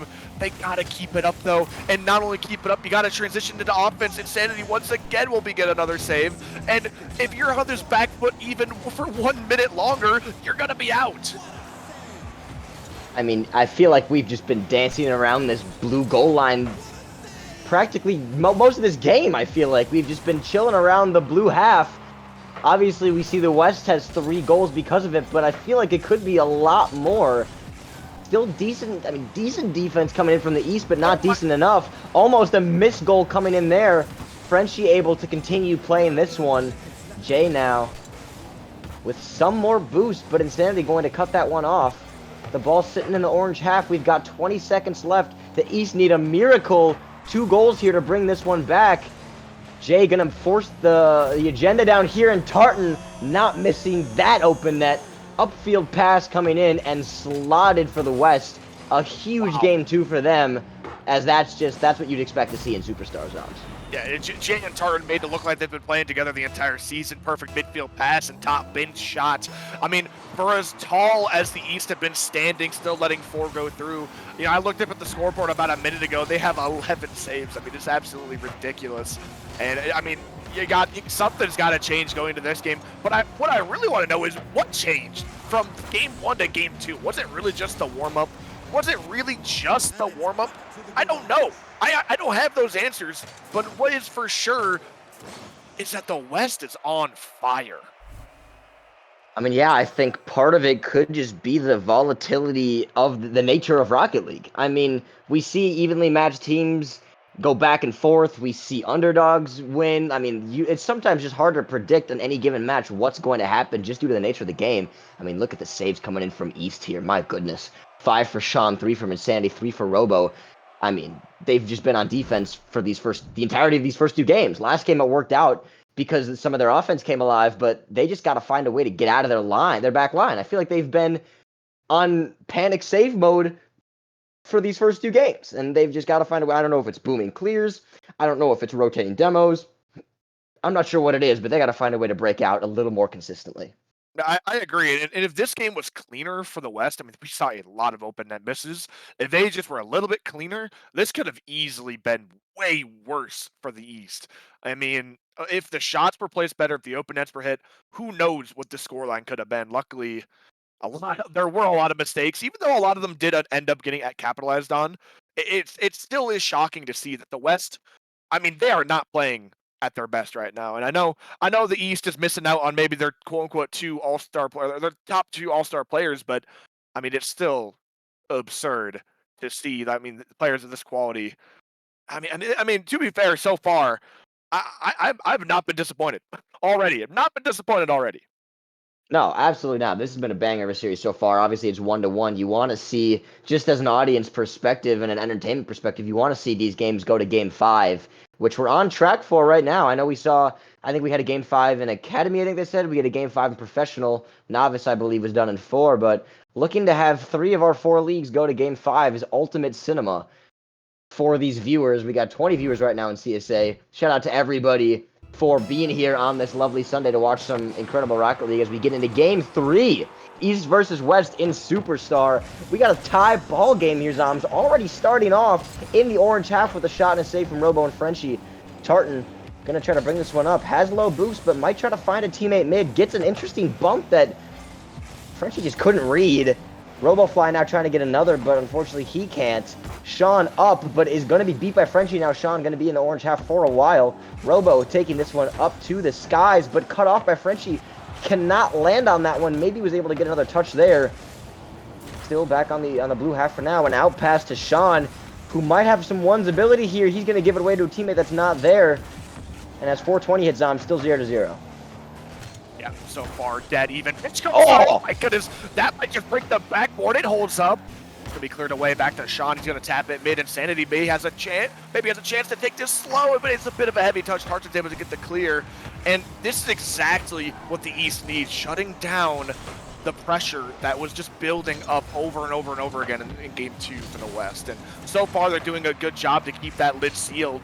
But Tartan maybe trying to find a way back in his blue half. Jay passes it off the corner with a 50. A shot is found, but it's a good save out to Sean. Sean breaking down the other end, just trying to maybe get one center, finds it, and Robo's gonna slop that top bins, and we have a lead. Yes, we do. With 3:40 left on the clock, we have a 1-0 game for the East. Tartan, great sportsmanship, great passing, and nice shot in the other team. Although he gets met with what a save from Robo. Surely these guys know each other and it's not legitimately toxic, but that's kind of funny, actually. As West now, a small hole they've dug for themselves. One goal obviously could be fixed in instance. So not too worried for them, but East starting off with the offense we know they need. Their defense has not been the problem. It's been their ability to consistently score goals. And they're going to consistently score a second goal, making it 2-0. Sean K barreling this one into the net. Sealing touch off that. He's coming from the wall, and nobody is there to save that one. RoboFly apologizing for the what a save. Okay, so it looks like these guys are all friends. No toxicity. That's always a good sign. Yeah, I'm a little bit disappointed, but it's all right. Robo trying to turn this on a dime. He does well to get it past one. Sean just ripping one to the corner, making it awkward for Frenchie. It's going to get past. Tartan needs to clear this one. It's going to find its way into the hands of Robo, but he misflips. A demo comes through for Jay, maybe looking for one more, but Insanity does find his way past. Another hit to the backboard. It's going to be awkward for Sean, but he's got it. Maybe one more as well. Spikes this one down. Jay just rips it to the backboard. Insanity uses up every little bit of boost he has to get that touch. Tartan looking for an infield pass. Jay will be there. He finds the touch, but it just barely dinks off an opponent. It's going to find its way back into the corner. And this is just that defense that we've been seeing from the East that is just so impenetrable. We saw it for part of the first game. We saw it for part of the second game. And now mixing it in with their, their offense and now a lead, this might be a wall that is so difficult for the West to overcome without a highlight play. Almost a good play in the midfield, but it's shut down yet again. Yeah, I mean, if the East starts getting their offense cooking, the East would definitely be my pick to continue to win this series. Their defense has been incredible thus far, obviously losing and allowing 4 goals in that game too, but I'm going to chalk that up to maybe a fluke. And you said something interesting. Without a highlight play, it's an impenetrable force. We haven't really seen any highlight plays, I don't think, from either team. I mean, a couple pretty insane saves, but as far as goals go, that's a low light. Unfortunately, a miss from RoboFly, who's been super consistent thus far on the defensive end. Unfortunately, just going past that one as the last back. Needed a touch there and couldn't get one. But yeah, I feel like on the offensive side, we haven't really seen many, incredible play. Obviously, some great passing plays. We saw that upfield pass slotted last game, but as far as mechanics go, these players are super high ranked and have mechanical ability. We haven't seen as much as you'd maybe expect from a division such as Superstar. Tartan trying to shut me up and go for his own play of his own. This one's going to be chilling around the blue penalty box, but it will be cleared out with relative ease. That's going to be a shot. Goes off the backboard. 3 players missing. Another player misses. This one's going to be chilling in the orange half. Sean getting a touchdown to one of his teammates, Robo, who is going to be 50'd out into the mid. Maybe a shot coming from Insanity, but unfortunately that's just going to be hit off the backboard. Some other players miss. I feel like a whiffing bug is going around this lobby for right now. I don't know how to stop it. Frenchie bringing that one around, going for a bump, but can't get there. Approaching the 1-minute mark. Still some work for the West to do, but they're doing well right now, sticking on the blue half. We'll see how long they can keep the pressure. Oh. It immediately succumbs, but it looks like a big clear might turn the heat back on. Frenchie's trying to maybe put an awkward ball to the midfield. Insanity dodges a bump that might have been crucial. Sean getting the clear temporarily, but with low boost, it's going to be hard to continue this play. Insanity cutting early, making this very awkward. The West are trying to fight out of their half. 50-50 comes through. Tartan taking his time, slowing the play down. It's an awkward ball. He wants to hit it across. Finds it. Now, with space, Sean faked out. Insanity closing the space, but it almost gets past him. He gets a really solid touch to the sideball. Now Frenchie just flying up next to it, but with absolutely no boost to his name. Basically just praying for a block, and that makes the other defender awkward, and Insanity just closes the space and takes the shot. Bringing this one to 3-1. Unfortunately, Frenchie wanted to continue on that ball and might have had another good touch, but just had no boost to get back down to it. And the East taking advantage of that mistouch. 3-1 now, 20 seconds looking grim for the West in this game 3. As I say that, the ball's hovering around mid, and I'm not really sure how this one found its way to the back of the net, but we're going to watch this replay and try to figure it out together. A touch mid there, Tartan coming up, and just an unfortunate 50, and maybe some miscommunication there between Sean and Robo on that back line, thinking the other player was going to be able to get to it, but regardless, I mean, it ain't over yet for the West. I'm not going to lie, that was a fantastic cut from Frenchie. He just found a, he did not get faked out whatsoever, found a way in and passed it perfectly mid. Don't really know how he got around to it, but you got to worry about getting one more goal here. You're on the line, but nobody ready to shoot it. This one's going to fly high, giving the West a chance. Jay trying to get one more touch, but it's going to go missing. This is a high ball. Shot is maybe a little bit too far from Zap. It's just barely off, and the save will come through. Insanity just barely gets back to secure the win for the East, but geez, game 3 here really could have gone either way. I think the East took their chances a lot better, and they played defense not just on their goal line this game. They played it all around the field, and it paid off big time. When they got their chances on the offense, they just took them. I think only, let me see here, 6 shots coming through. You got, a 50% shooting rate this game. I mean, to be fair, the West didn't do much worse, but I mean, that's just, when the East got their chances, they took them.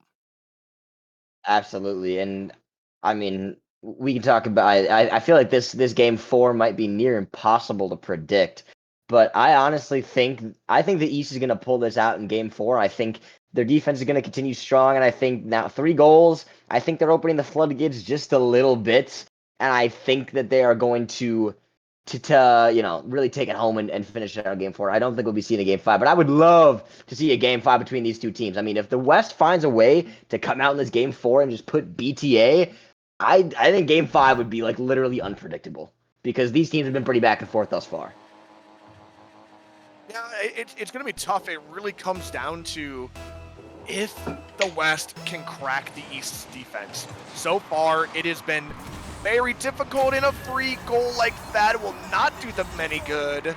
Robo2Fly just slots it from the kickoff, and I mean, the cheat just was a little bit too close. Robo better to it, able to slot that perfectly. Tartan has no chance of getting back to that one, and only 2 seconds on this clock, and the East have already got themselves a lead. Yes, they do. They wasted absolutely no time. Maybe they heard my prediction and wanted me to be right. I mean, I'm never wrong, so that tends to work out. But regardless, a 4-second goal for them as they're going to continue to try to put pressure on this orange half. Jay going to be up for this one. RoboFly should have some time here, but is allowing Frenchie to get close. Never mind, that was a good bait and switch as he's now over. Insanity with a good 50. Maybe a quick touch mid might give them a goal as no one's back quite yet. Never mind, Jay's able to touch that one out. Sean maybe going for one more. Tries to go for a 50, but good job on the West to keep this one out for now. We're still in their half, and they're trying to break out as they might be able to. Frenchie going for a pop. That's a great pop. Sean awkward on his back line. Might work out, might not. We're waiting to see if they can put some pressure on this blue net. Frenchie going to keep pressure on the blue half. Jay going for a demo, which he gets. The ball just hanging around this blue half for now. Nothing super threatening. Jay going up with no boost. Frenchie with a touch, or that might have been Tartan. I'm not sure who it was. No, that was Frenchie. And now they're careening back. Maybe a shot on here on net from Sean. That one I actually thought might go in if it goes over the last defender, but just off the post. Jay getting a waterfall touchdown. RoboFly with a weird touch out to his corner. Frenchie now going for a flick, but with no boost to continue. Goes for a 50 and does get it, keeping pressure on the blue half. Maybe a shot coming in from Tartan. A double save coming in from Robo and somebody else as they were able to pinch that one out. An interesting pinch here. This one might go in, except Jay's able to get a touch. Sean! Jay just puts it up for Sean. Put a hand up, young man. And we've got 2-0. Unfortunate defense here from Jay. Yeah, for how much offense the West had, the East just somehow hold on despite only having 1 save. It just didn't feel like, it didn't feel right. I mean, for how much pressure, and it's gonna be 1 more, 2 off the kickoff now. The East are just taking control, and it just all starts with this kickoff. Frenchie again on the cheek, just gets the ball past him, and Sean now has a completely free tap in again. These are just not plays I'm expecting to happen. I mean, just like my ex, these cheats are getting out of hand. All right, sorry, that's on me. It is surprising that so many are happening. I don't know if there's nerves. I don't really know if they just aren't feeling it right now. But I mean, it's happened twice now in this game point here.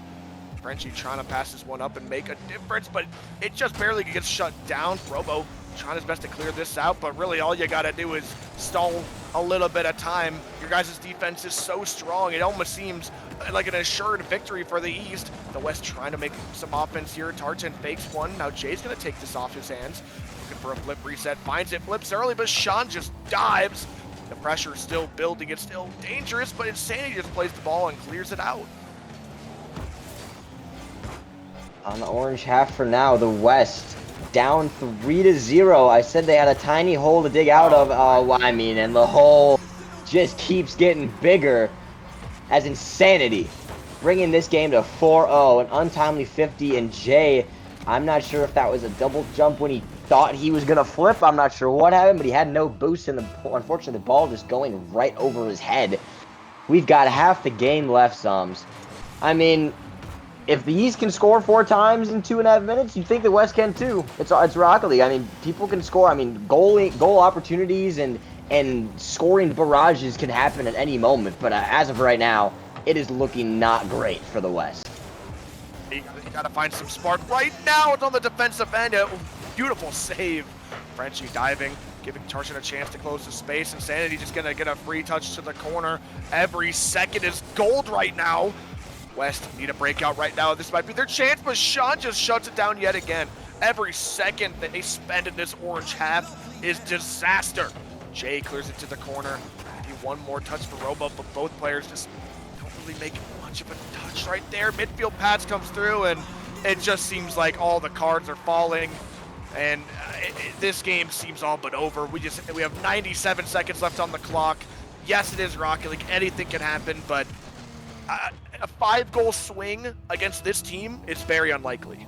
No, and this when maybe they heard me predict them to win this one, and they just wanted me to be right. But even then, when I said that, I was not expecting a 5-0. That's okay, 5-1. I feel like we've been caster cursed like 6 times in this series, but it is what it is. Caster cursed. That's not a word. Caster cursed. Anyway, yeah. 5-1. Still, I mean, you need one. If you want to come back, you need to get one, which they have now done. But still, I mean, 4 goals in 1.5 minutes. This comeback would get me out of my chair. As Jay is able to 52. Tartan needs to get a beat, but maybe didn't expect that East player to be there. A good touch here. Are any players back? Sean's able to bang that one up. Jay has to get any sort of a dive. Tartan now, I mean, if I'm the East, I'm just keeping one dude sitting in net constantly. Like, not allowing any stupid goals. You probably have to intentionally throw to lose this one, as we're going to see 6-1. And that all but wraps it up for this East Superstar team. Yeah, watch as the seconds tick down in this last minute. Anything's possible. We keep saying it, but as the gap becomes 5 yet again, and there's only a minute left on the clock, this just has to be impossible at this point. They will play it out. Good bump up the kickoff finally. But the ball yet again got past Frenchie, but this time he did get the bump. Good touch into the midfield. Jay takes a shot and makes it 4, and all I'm saying is, in a different league, the Steelhawks would have thrown the, if you know, you know. All right, we quite literally saw a team with this exact situation, about 40 seconds left on the clock, up 4, and they ended up losing. So honestly, if DJ can throw this lead, anybody can. But it's off the kickoff yet again, and I'll just shut up. It's actually every time we start talking about it, it's just the worst caster curses we've ever seen. Another kickoff going the way of the East. That is 3 goals this game that have just been immediately off the kickoff. I mean, it is devastating to see. Fool me once, shame on you. Fool me twice, shame on me. Fool me 3 times, we need to start doing some investigation. You almost fooled me 4 times right there, which would have just been borderline illegal. But it's, I mean, 7 to deuce. That's the worst hand in poker, those who know. Insanity trying to make it 8. I mean, if we saw 8 goals put up in an All-Star game, I feel like that might be a little bit disrespectful. 7's already a lot, but Brazil's happen. 8, I feel like, would just be a little bit too much. for this West team to handle. Robo Oh, trying no, to make it 8, but Frenchie with a good save. This one's going to be popped up in the orange half. These last 10 seconds are all but a formality for this game that's already over. Hurry up, I'm hungry and would like to go eat. As Insanity is just going to put this one down. This game is going to be over. And the East in the Superstar Division is going to take this one down in 4. GG's to them. GG's to the West. Awesome to have an all-star game like this. This was a fun series. The first 3 games were cinema back and forth. I realize now that I'm on cam with my shirt off. It was hot in my room. Oh, sorry, Carl. I should have warned you, bro. That's on me, dog. No. Oh, bro. I'm sorry, man. You're Oh, good. you guys keep talking about your stuff. Hold on. I'll just tab over to the All Stars thing. 1 second. Actually, here, just watch replays. Yeah, All good. I mean, fantastic game, really. You know, a tough last game that we had to watch, and it was a little bit disappointing. But really, we just got to see what type of competition is out there. What, like, you know, what type of talent is, you know, that we don't always get to see shine. And I mean, obviously these are the guys that are always shining. But now that they're on a team, we really saw the East dominate here. And although yes, games 1, 2, and 3 were much closer, I really do feel like the entirety of this game was set by the East. You know, their defense held so strong, and once they got their offense online, it just felt like the West was doomed. yeah, I mean, I'd be interested to see if Whitlock was able to play in this series, how it would have gone differently for the West, as you can see it. But also, I mean, Peach for the East is the first pick and was not a part of this match. So really, it was an even And game. You can't averted. really say. Averted And was averted, gone as yeah. well. Absolutely. So, I mean, you could have said that the East Conference was at a disadvantage with the player and the fact that 2 of the players on the West, Frenchie and Tart, are literally teammates. You would have thought the East was at a massive disadvantage in this one, but they were able to take it in game 4, a dominant game 4 at that. And, I mean, yeah, I don't know how much else we've got to say. We've got the world-class matchup coming up next. If you thought these players were good, they Oh, only yeah. get better Oh, yeah. as we Oh, move yeah. forward. Stick around. Oh, yeah. They got to stick around. Everybody, stick around. Don't go anywhere. We have world class coming up, and it's going to be an intense matchup. Thank you guys so much for casting. And yeah, we'll be back for our last.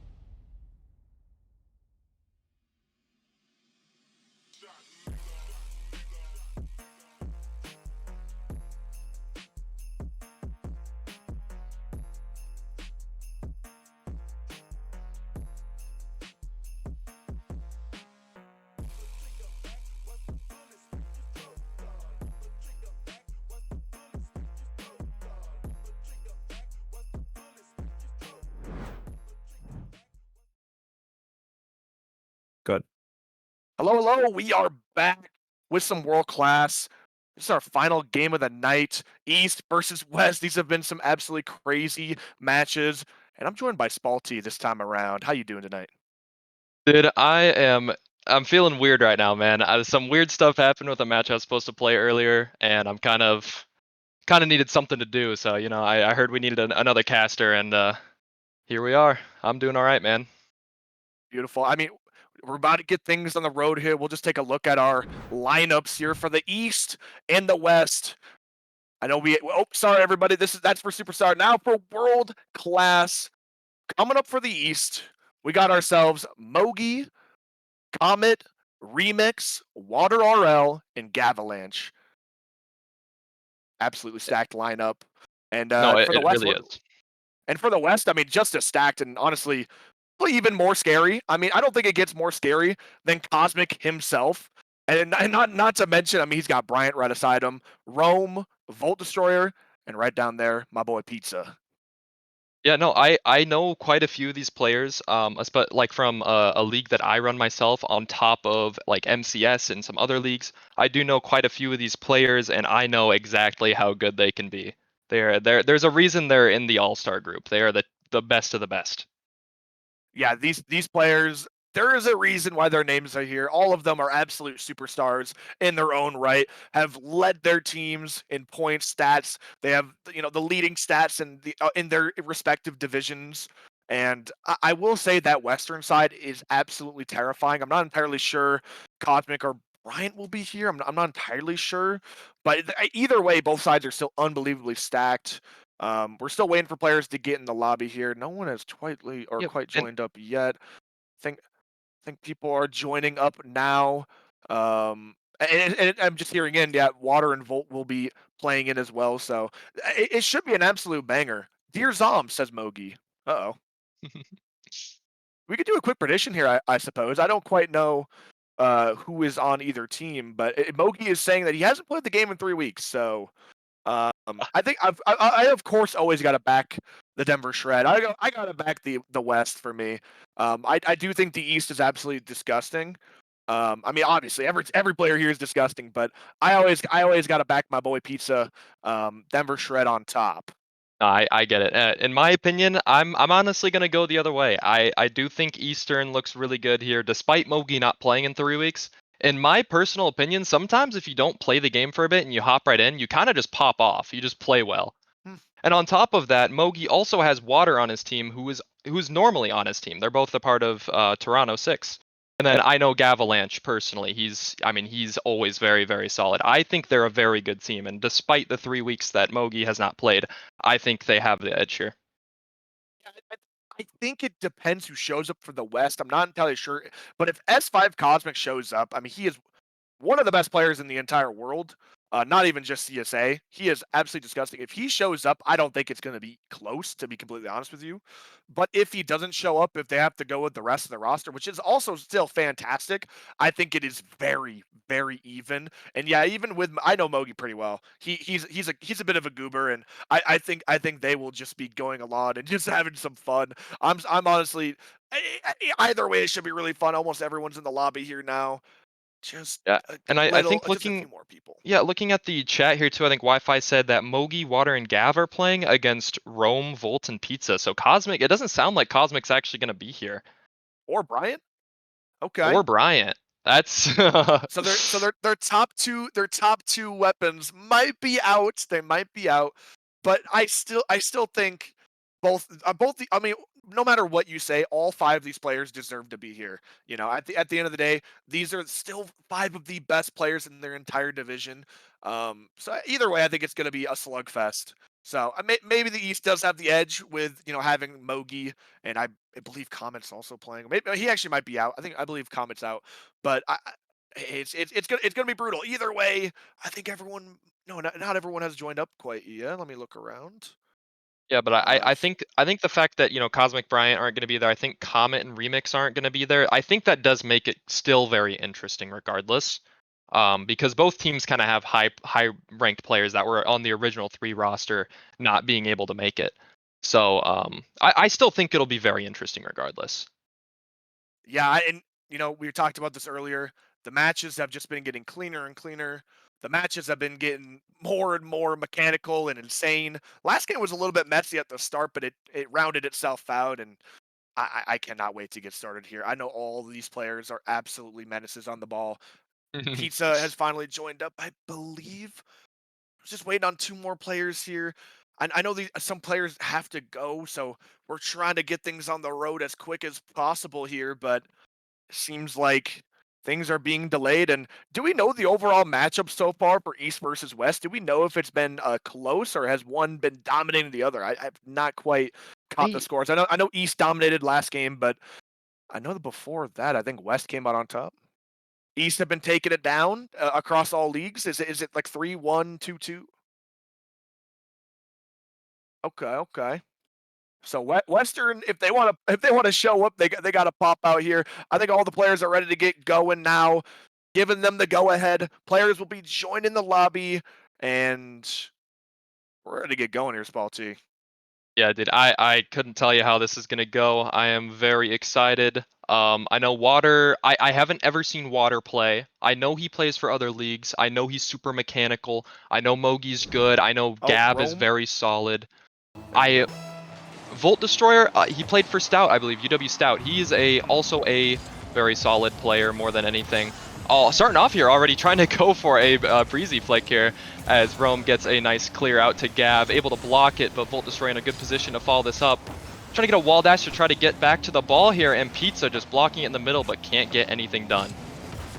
Yeah, Pizza trying to shut down this play, but Gavalich actually fires this one back. It's off the corner. A little bit of a tough bounce. Pizza trying to fly back up to it, but Water's already there. It's going to be controlled by Volt Destroyer, who just kind of kill his car in the corner. Rome's going to have a big clear. Mogi's trying to intercept it, but it actually gets clear. Can Pizza get there for the tap? And he will, to get the first goal of this series. Little whoops coming out from Mogi here as he completely whiffs that ball. But I mean, it's first game. It's been 30 seconds. I don't know if they're playing for fun. I don't know if they're trying hard, but regardless, it's going to happen. It doesn't matter what rank you're in. You are going to miss the ball. It's going to happen every once in a while. But still so much time left on the clock here for them as Gav getting a really good clear here, actually, on the goal line.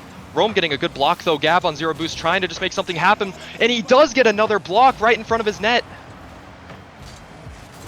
Bolt trying to find a way out of this corner, but Mogi does do well to 50 that one up high. Gav is already there waiting, and Mogi's in the wings to fire this one down. It's going to be awkward up the corner. Rome's chasing after, looking for maybe a flip off the ceiling. Finds it, pass down, but Pizza does get his shot absolutely robbed from him. What an excellent cut down. Now Volt's trying to turn this one on net. It just has a kind of an open net. I don't know if there was a backflip or some sort of misposition, but the East come crumbling down here.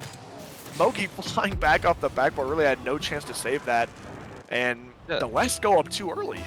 And it seems Mogi thought he had time to go get boost there in the corner, but a little double commit on that first ball kind of led him to be last back, not in a good position for anything. But I mean, even so, down 0-2, you can see the mechanics are coming out from both teams as Mogi gets a free shot on net here.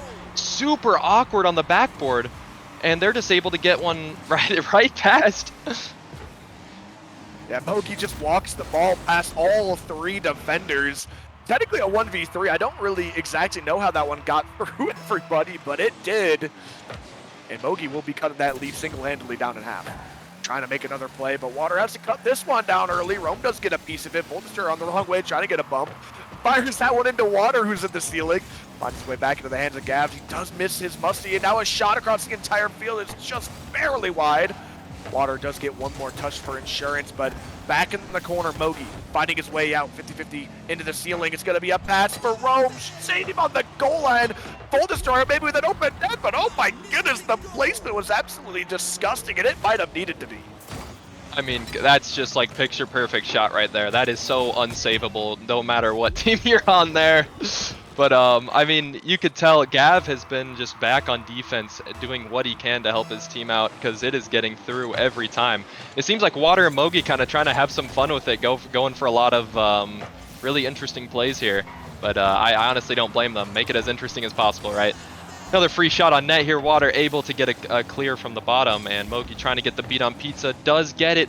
Gets an awkward flip, having to leave it for his teammates, but nobody's there. And now in an awkward scenario here, Volt's Destroyer up with a flip reset to the backboard. Free shot for Rome right around. Disgusting placement on the shot and an even better pass. Volt Destroyer is so smooth with it, pops it up and flips it to the backboard, even trying to get a bump.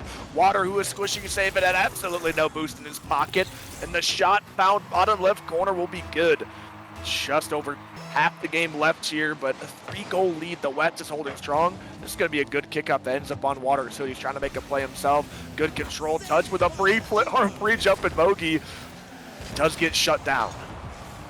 Yeah, I mean, you could tell they keep pre-jumping each other. They want to get a clip no matter what they do here. They want a clip by the end of this series, which is fun. But it's also leading to the Pizza, Bolt Destroyer, and Rome being up 3 goals. This game feels like it's taking forever already, but there's still quite a bit of time left here. 2 minutes on the clock. Water last back here, going for a Psycho. Does get the Psycho, but not towards net, giving Bolt Destroyer free time on the ball. Gets a little miss.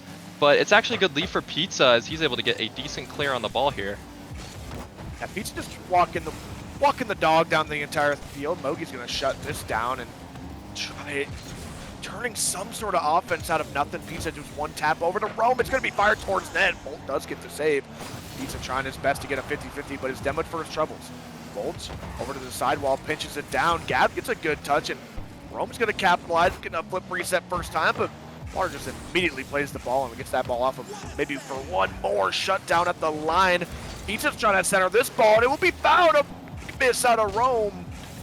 Will save the East for a little bit longer. Only a minute 20 left on the clock, though. Yeah, little Cuxer pinch attempt there, and does not go really anywhere, but Gavalanche able to control this ball here. Kind of slightly open here. Pizza having to rush back on full boost to get there.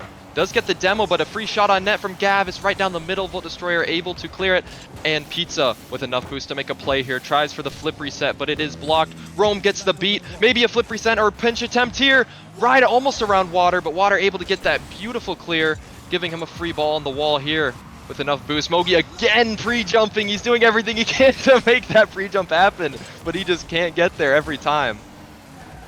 Yeah, Mogi's a little bit of a goober. He just is going for some crazy clips. Maybe he's trying to get one more here. Gets the flip, but Pizza's easily able to shut that play down. Going for the Mogi pinch. Those who know, he's going to find his way all the way back to the corner. Volt Destroyer with low boost. Trying to take a 50-50. Does well, but Water's still on this ball. Trying to be a pest. He's getting multiple resets, but Mogi's falling off the season or the ceiling yet again. And as the time ticks down, it looks like the East are still going to be struggling to find 3 more goals. Looks like the West will be taking game 1 here. Yep, only 10 seconds on the clock. Not really much that Blue can do here, unfortunately, but I don't know. They really seem like they're just messing around, having fun. I definitely do not think this is the best they could be playing. So I'm curious to see if they're going to try to change it up just a little bit in this next game, or if they're just going to keep kind of messing around, going for these pre-jumps, doing what they can to have fun with the game, you know? 2 players just immediately left the lobby, Water and Mogi. I don't know if that's all the time they had. Not entirely sure. Water did join back, maybe just a preset change. But it's currently 1-0 for West. East have got to lock it back in. All of them are back in the lobby here. For some reason, I thought they might have just left. I didn't exactly know if they were out on time. But luckily, we get to continue going. Watch some beautiful Rocket League all around and see some more mechanical brilliance, because we really are seeing the highest level of Rocket League, even though it's pretty trolly, even though it's a little bit for fun. And I think it should be for fun. I think these players are out here just having a good time. I know all the players on that East team are really good friends, so that's at least good for them. But right now, the West, you could just walk this all the way. Yeah, no, Mogi was in the general call for CSA for a little bit before he got on, and I know he was talking about how he hadn't played, and he was just kind of wondering if he should just kind of have fun with the game, or, you know, because like at the end of the day, you know, it's an all-star match. You don't need to try hard for this. This doesn't mean anything for the season, right? It's just more have fun with the game and, you know, maybe make an entertaining match, which, you know, I'm sure that's exactly what's going through his mind here. He doesn't really care too much about winning. He cares about trying to make it fun. But starting off here. Who knows if that'll change for this game? 4 minutes 53 on the clock. Game just started. Gav with a big clear. Pizza able to jump over the demo and dunk the second, leaving Water with a controlled touch. Really nice touch. I mean, you even saw last game. They're constantly going for flip resets. I mean, I can't even count how many flip resets they've been going for just from one game already. Yeah, both sides have been absolutely ridiculous. It's gotta be around 50, maybe not that high, but Bolt Destroyer Yeah. maybe looking to make it one more. Nice dribble across, does get shut down by Gav on the line. Water now getting a chance to control, but easily shut down by Rome, and now Pizza can chase this ball for free. Mogi shuts it down in the corner, but a tap in for Bolt, saved away at the line. No one save awarded though, which is a little bit funny. Rome looking for the close range double tap off the ground, but saved away yet again. Bit of a triple commit, but that's what they had to do to keep that ball out just a minute into this game, and it's already so much pressure for the West. That one play where I can't remember who, but they hit it into the ground and then followed it up. What is there a name for that mechanic? Yeah, it is Rome. It's just a floor double, a double tap off the ground. At least that's what I've been calling it. It's kind of just, you know, instead of using the backboard for the double, you're using the floor. It's kind of cool, but yeah, Rome getting really creative. Oh my goodness, the shot just barely saved away by Mogi. Now a crazy pass across the box, but Pizza wasn't ready. Mogi now getting a chance to tap this one mid. Bolt Destroyer's up, but Pizza's already cutting. Now Rome gets a free chance to play. Trying to conserve his boost as this one goes towards the ground. Bolt Destroyer gets a cut. Mogi all over this one, even secures the corner boost. Pizza flipping around this ball. It's going to find its way mid, but Bolt Destroyer with absolutely no boost to his name has to settle with one touch. Yeah, and getting a good clear out here. Mogi trying to make a play happen, and unfortunately doesn't lead to anything as a little counterattack happens here. Rome able to get a flick past one. Potential shot, tries to block it and read his opponent, but the opponent reads well. But Volt Destroyer is still with control on the ball. It does beat one. Water with zero boost, having to make something happen. And Gav also on zero. Mogi needs to do everything he can to get back and help his team, and he does just in time as all of them were zero boost. Good double close range, but it will be kept out at the door. Mogi flip reset to the midfield for Water, who's trying to shoot that bottom right. Rome's got their number, finds a save and clears it out to Bolt. Another floor double out to Pizza. Little bit of a back pass. Opting to leave this one, but now Bolt is stepping for his troubles. Backwards flick for Mogi. Does go high. Water's trying his best to keep the pressure on, but that's just going to be a 50-50, and it finds its way straight under the bar. Gavalanche just absolutely dominated Pizza, who was on this ball, and it's going to be the first lead in the series for the East. Yeah, and I'm not gonna lie, that classy flick about 5 seconds before the goal was that's my favorite mechanic in the game. I don't care what anyone says. Most underrated mechanic. I love doing it. I do it in training all the time. And I mean, if you can get consistent with it, I mean, people really don't expect it. And it does work out. It's not as easy to pull off as, say, just a regular flick, but it does work. And if you are this mechanically gifted at the game, I mean, you can go for it for fun. But Rome with a free shot here on backboard. Both blue opponents here on zero boost, just doing what they can to get the clear on the ball, and they do actually get a decent enough clear to recover some boost on their end. Still keeping the pressure on. Pizza having to get a good redirect towards Rome, and you can see most of these touches from each team are to their teammates, and that's what makes them so good at the game. Is they're mechanically gifted, and on top of that, they know how to hit their teammates. They don't give the ball away too much. They know if they do have to give the ball away, a teammate will be there for it every single time. Massive 50-50 now, just fighting its way across the entire field. Gavalanche looking for a flip reset, make it two. Bolt Destroyer will shut that play down. Now Water's all alone. Big 50-50 comes out, but an excellent stand. Pizza looking for the backboard, but Gavalanche is already there. Another tap off the sidewall. Gavalanche with absolutely zero boost, looking to maybe find a teammate. Mogi trying to do his best to cover the passing, but somehow they come out of that unscathed. The East are holding strong, and almost a flashback to last series with Superstar, where it's just the East's defense is holding up. Bolt now in the corner, trying his best to turn this into some offensive pressure. A shot is just barely in, and Bolt has to do it all himself. 1 versus 3. I mean, that's a brilliant play right there. Almost looked like he was going to get another flip reset there, but I mean, it's just beautifully placed. Not much you can do about a shot like that. And 1-1, this game's looking a lot less sloppy. It's definitely looking like both teams are trying their best to win this game at this point. not messing around as much, and it's becoming even more interesting here. Pinch from Pizza down to Water. Water able to get the double off the side wall to get it past one, but Rome able to get a big clear, and Volt Destroyer up. Actually gets a decent touch here. Maybe able to follow it up, but Rome not there in time. Pizza, though, still on it, and good backboard defense from Gavalanche. Volt's going to get a chance here on the sidewall. Opts to bring this over to Pizza, who challenges him. Back pass comes through all the way back to Rome. He's going to hit this one to the sidewall. Maybe not the exact touch he was looking for, but he does get a nice sidewall. That's definitely what he was looking for. Mogi playing the ball. This one's going to get over the first defender, but now Volt is able to close the space. Hit back into the midfield. Water to Mogi. Mogi to Gav. Gav to the backboard on 0 seconds. It finds its way to the ground, and we have overtime. First overtime of the series. Wonder if we'll see any more past this, but we'll stay here and watch what happens in this match. We got Mogi on the backboard trying to make a play here. Water able to get enough boost and make a play on the ball as well. Mogi with a good 50 as well, but Volt Destroyer, so much time in the world to do anything here. Does get past Mogi, but the defense for Mogi actually really good force by him to give his teammate a free ball. Potential shot here, but it's just barely blocked out by Rome. And Orange team here still needs to get this ball out. Almost an excellent passing field into the mid, but unfortunately a lack of boost will leave the West knocking at the door. Mogi pre-jumping yet again, a water pass, leaving Gavin in an awkward spot, but it's a nice pass over to Mogi yet again, looking for the backboard. He's going to go faking this time for Water, who slots it. All three players have to come together to get that save. Water back into the midfield, quickly shut down by Pizza. Rome securing the corner, Boost now dribbling this one out, going high, pops the first ball, gets a demo, heat-seeking missile, but Water's able to clean it up. Now Volt Destroyer on the other end has to clear this one to the corner, gets its boost stolen, but he'll pop this one up. Pizza's already there, clears it out to Rome. Rome looking for the back of the net, it's just barely up the post, but Mogi's got the save. You could tell the communication from both teams seems so high-end. I feel like every time that there's two players up on a team, one ends up faking it because the other calls off or calls onto the ball. I mean, they're just so good at making sure that they don't double commit too much and they have good communication, and it's really showing here. Minute 30 into overtime.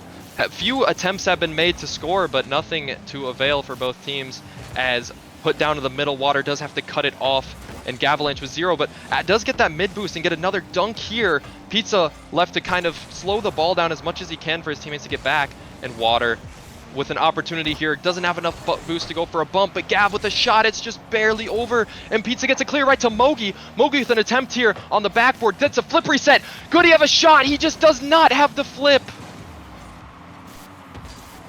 That one's in the corner, now Pizza going for the corner read. It's going to be fired into the midfield, but Gavalanche has the clear. Rome securing all the boost, but Mogi somehow saved up to 100. Pizza just diving on that ball, giving Gavalanche now a chance. Flicks this one up, and oh my goodness, just covering the shot, but no shot comes. Mogi 50-50, this one's into the corner, has Gav mid, faking this one for him, pinch almost. Barely put that one to the corner. And the West hold on, now trying to transition to a counterattack, and this might be it. Pizza was pre-jumping that pass, and for never playing with each other before, that is ballsy. I mean, they're definitely having fun with it, despite definitely looking like a better game here. They're still having fun, going for some crazy plays. Mogi with a pitch, able to just put it past the last. That is control. I mean, Pizza doing what he could to cover the high, and the low just wasn't covered enough by the rest of his team there. Volt Destroyer just left with 0 boost in the middle, and easy pinch play right there. I mean, they looked good. They looked really good that game. I mean, so did West. East and West both look good. Yeah, East definitely woke up. They definitely are not, they're still trolling a little bit here and there, but they've definitely engaged their try-hard mode a little bit more, making it 1-1.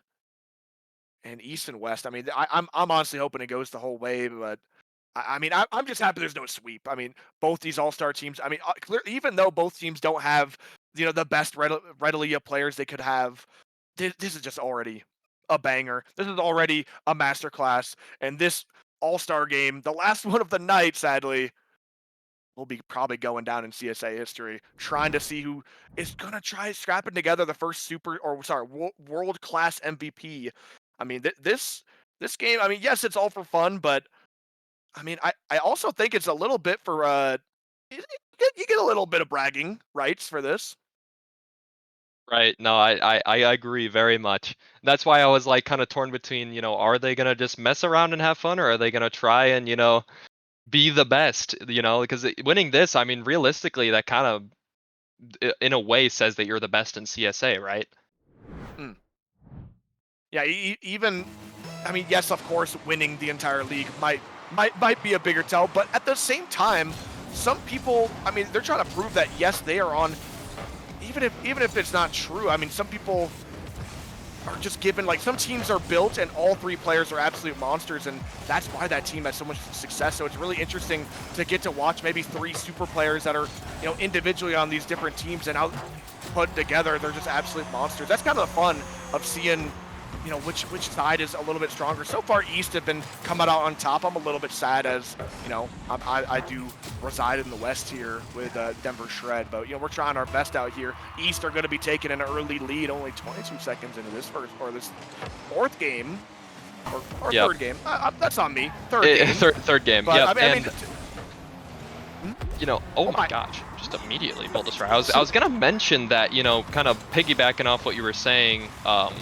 I know some teams who might have really, like 3 very distinct, very good players, but they might not always win against a team that might have not as good players, but they play solid together, and that's kind of the name of the game. It's a game of threes. It's not a one just a bunch of players playing together. It's a team game. And if you don't have a good team that works well and melds well together, then you're not going to have as much success. Oh my so yeah, goodness. you are entirely right saying, seeing this, they might be 3 of the best players in the league, but are they actually the best team? Would they be the best team in the league if they played together? But I mean, here I am rambling about absolutely nothing as another goal happens here. It's fun to think about, though, and yes, 1 more goes in, and that's 3 goals within the first minute here. Maybe a little bit of the silliness from game 1 is rubbing off in game 3 here. Gav is going for a reset now. Pass down to Water, trying his best to control this, but Voltastar is already up. Heat-seeking missile to find his way to that ball. Pizza off the sidewall. We'll have Mogi up early, looking for the flip reset. Finds it. Multiple players already, but it's just bouncing around off different players like pinball. Now Gav gets a chance to shoot. Rome has tried his best to stay close. Mogi with a fake, and now outplaying Water maybe with a touch. And I will say, with Water and Mogi being on the same franchise, I wonder if that, like, we saw it last game, and we thought it would give that team the slight advantage going into it, but, I mean, the West ended up losing last game, but now the East are in a similar situation. Oh my goodness, Pizza bailed out with the open net miss and a touch of the bump, and this game continues on with the West. I mean, with how absolutely, like, back and forth and chaotic this game is, it is so hard to keep track of what's going on. But, that's kind of how these games go a lot of times, especially at this high of a rank. It's a lot faster. People make decisions a lot quicker. A lot more mechanical plays are happening. So it's definitely more, I guess I'd call it more controlled chaos, Oh my. But, really good. Oh my gosh, it just goes in from Mogi. It was a little slow, but I mean, it was a beautiful touch. And they're just not, oh my gosh, I mean, that angle is insane. Just a redirect from the midfield.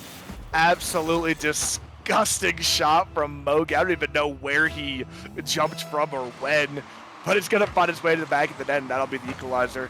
Now Mogi getting another chance to play with this ball and on her boost and a dream, but Rome's shutting it down.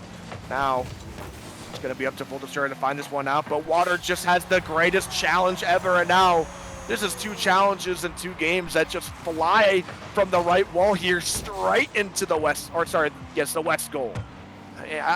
That left wall there might be cursed for them. Yeah, I mean, and you could see how quickly, I mean, Water making a decision first to ego the ball, kind of stopped just a little bit to read the play a little bit better, and then get such a beautiful dunk. I mean, they really just make decisions so quickly in the moment, and almost a goal there. And Mogi trying to get a touch off. Oh my gosh, he gets a flip reset in that position. That is absolutely insane. Gavalanche able to get this ball as 2 players going from Orange here. Rome, though, always there for his team on a big clear here. Pizza gets a pass out, but Volt is last and super awkward, but does get a touch. Gives his team a chance to get back just on time. Pizza with a really beautiful clear off that back wall. Actually giving him an open net. Voltastar almost missing, but able to get there. It's kind of funny to see that even at the highest level, Satan players can still make mistakes like us, but unlike some of us, Volt is able to clean it up and at least get the secondary shot in. I think I would be missing that one, but I Hey guess we'll man, never know. like I guess we'll never know. it's the hardest mechanic in the game, the open net. It really is. You know, they say it every time. I mean, at least in my ranked games, I understand. It just makes sense. I do be doing that a lot, so I'm happy to hear someone else say it. Yeah, I mean, starting up here, 3-3, another really good game on our hands. A little bit more high scoring, but I mean, still 2 minutes left in this match. I mean, anything could happen here. Mogi off the ceiling. He's been off the ceiling so much this game. I mean, he seems so comfortable on it every single time. Volt Destroyer with the clear out to the side. Gav able to actually get the beat here, going for a potential demo, giving Water potential time on the ball, but Rome with just an absolutely beautiful pre-jump into this corner here, able to almost get a goal, but Pizza just not quite there in time. I mean, the way they're able to just rush back and rotate back so quickly is so, I mean, that's why they're the highest level in the game here. Great 50-50 comes out. Easter trying to capitalize. Gavalanche can't quite get that touch, but Water's trying his hand at it. Pinch into the midfield, but nobody there for follow-up. Mogi's trying his best going missing, or maybe faking to the ceiling. He's just hanging out up here like a spider. Now flipping back, it's going to be Water to play the ball. About 40 boost in his tank. Gets the flip reset over to Gav, but Gav maybe not trusting it. It's going to result in a breakaway for the West. Gav is able to get back, double even in the corner, and I swear he just challenged and he's already back at goal. Like I said, man, I mean, they're so quick at rotating. I mean, and especially, oh my gosh. They almost had the pre-jump play. They've been going for it all series, and they almost finally got it. But I mean, like you're saying, they just, oh my gosh, Wow. Mogi egoing boost over the ball here. But stop trying from Mogi. All right, yep, Mogi does not care, I guess. Yeah, I mean, I think it's fair enough. I think both these teams should try. I think both these teams should try their heart out. I think it's more fun that way. I just like seeing competitive Rocket League as a whole. Yes, I love when teams go for clips or whatever, but I really do just prefer the competitiveness of these two teams and what they can do. Mogi going for the Mogi pinch once again, gets absolutely shut down by Rome, and Pizza just has to tap in. Great way to put them up 2. It's just Mogi's. I don't know if he's being serious here. If he's, I don't know what his plan is here. But I mean, I'd personally love to see a game 5. I do not want this to end in 4 here. I hope that Mogi, Gav, and Water really start trying their hardest their next game, because they were only 3-3 not even a minute ago, and all of a sudden it's 3-6. Yeah, I mean, it really. I mean, that's just how quick these players can score. Rome might have to leave. Emergency sub needed, by the way. I gotta peel off. That is a little bit unfortunate for the side of the West. They really got things going here, but I don't know if there is a reserve. I don't know if we accounted for this. I mean, he was the reserve, I believe, or maybe not. That might have been Volt Destroyer and Pizza were the reserves, but...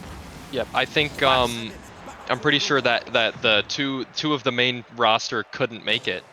So yeah, it is already the 2 reserves that we had planned are in here, meaning there is not anyone lined up for this. So get me in there. Zom's ready to play. So I wonder what the plan is then. I have no idea. I don't know.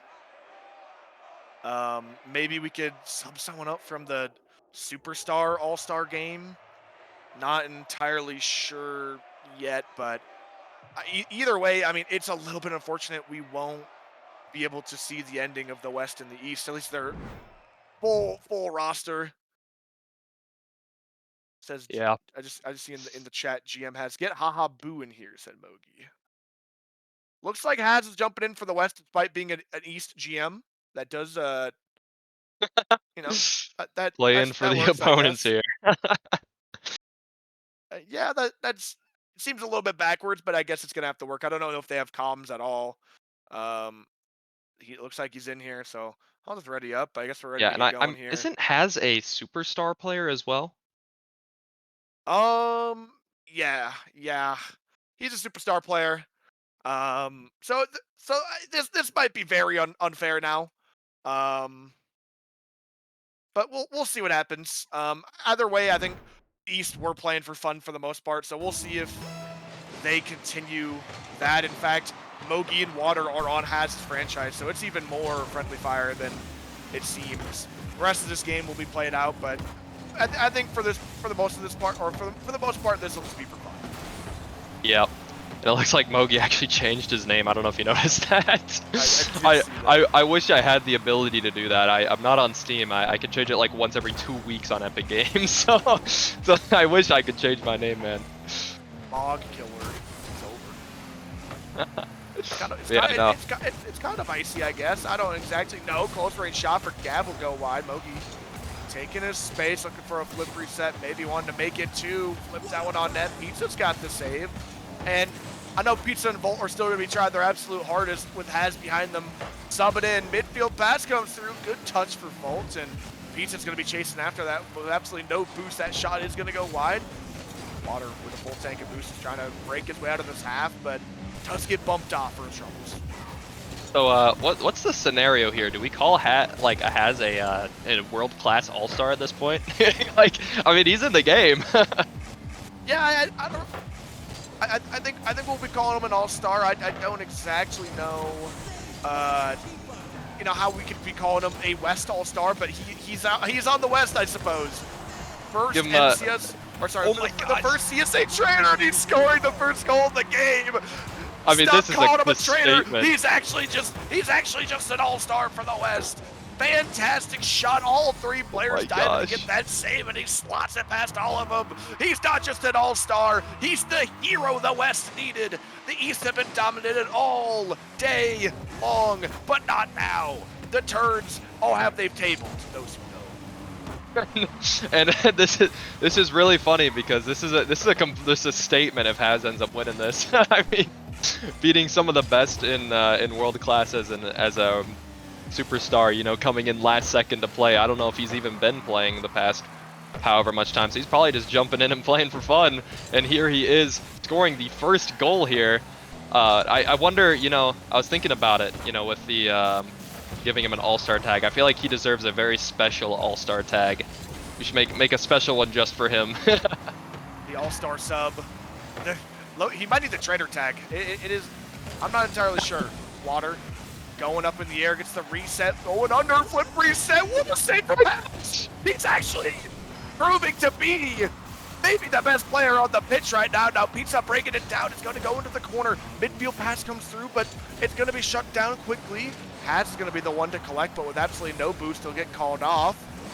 We're going to go forwards for some pads. Bolt has to save, but one more is needed. Cleared away. Haz closing the space, getting the shuffle change Ashes, but does get shut down early. Bolt jumps up, and only 2 minutes left on this clock, and it might be over. I mean, it could be over. There is still plenty of time. I mean, it has seemed somewhat dominant, surprisingly, for... Oh my gosh, Pizza's pre-jumping. So dominant for them. They're leaving Haz back last, but Haz, I mean, has been MVP so far. Here he is getting another clear for his team when they need it. And Volt Destroyer putting back mid for Pizza. A little passing play here, but just super awkward on that last touch there. Haz keeping the pressure on, but no one with enough boost.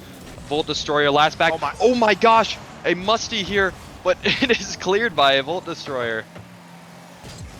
Now, Mogi and Gav trying to become one, but the particle collider doesn't quite work out. Volt Destroyer, quick flick, and now Mogi looking for a low shot. Water having to stay stoic on that goal line. Does well to get that save. Now Pizza into the corner, getting dunked out by Gav. 2 players pre-jumping. It's on deck. Can someone get back for the save? No one will. Water will get the goal. Deep clock, by the way. I mean, that pre-jump was absolutely crazy. And then Mogi just pre-jumping everything he can, but he is not needed, as, I mean, that was left wide open. 1-1. Game is not over yet. Minute 20 on the clock here left to be played. A potential overtime as well. I want to see what Orange can do here now that they have Haz still on the pitch. Gavalanche able to get a clear on this ball here, trying to keep the pressure on. And Volt Destroyer 0 boost, having to rely on his teammates in the corner. And Water kind of panicking just a little bit on that ball, but Mogi able to get a touch. Pizza just there on time though, and Gav just floating with absolutely nothing. Potential double. Oh, Mogi looking like he's trying to own goal there, as Haz tries to control this ball here. even getting a quick triple. Pizza just bumping him up, and kind of works out, but Volt does have to commit his third. Gets a really great touch right there. Avalanche a bit awkward. Pizza's shot goes wide. Gav just ripping that ball off Mogi's head, and Water's gonna shoot it all the way down. Pizza has to make a miracle save, and has to get a follow-up. It's really awkward in front of the box. It's somehow cleared away. Pizza with no boost, just diving everything he can. Volt does get a nice clear, and Pizza waiting in the wings. Volt Destroyer doing it all himself. Water on the backboard does do very well, giving Haz maybe a chance on the sidewall here, but it's going to be Mogi to shut it down. Flip into the midfield, shut down again by Pizza with only 7 seconds left on this clock.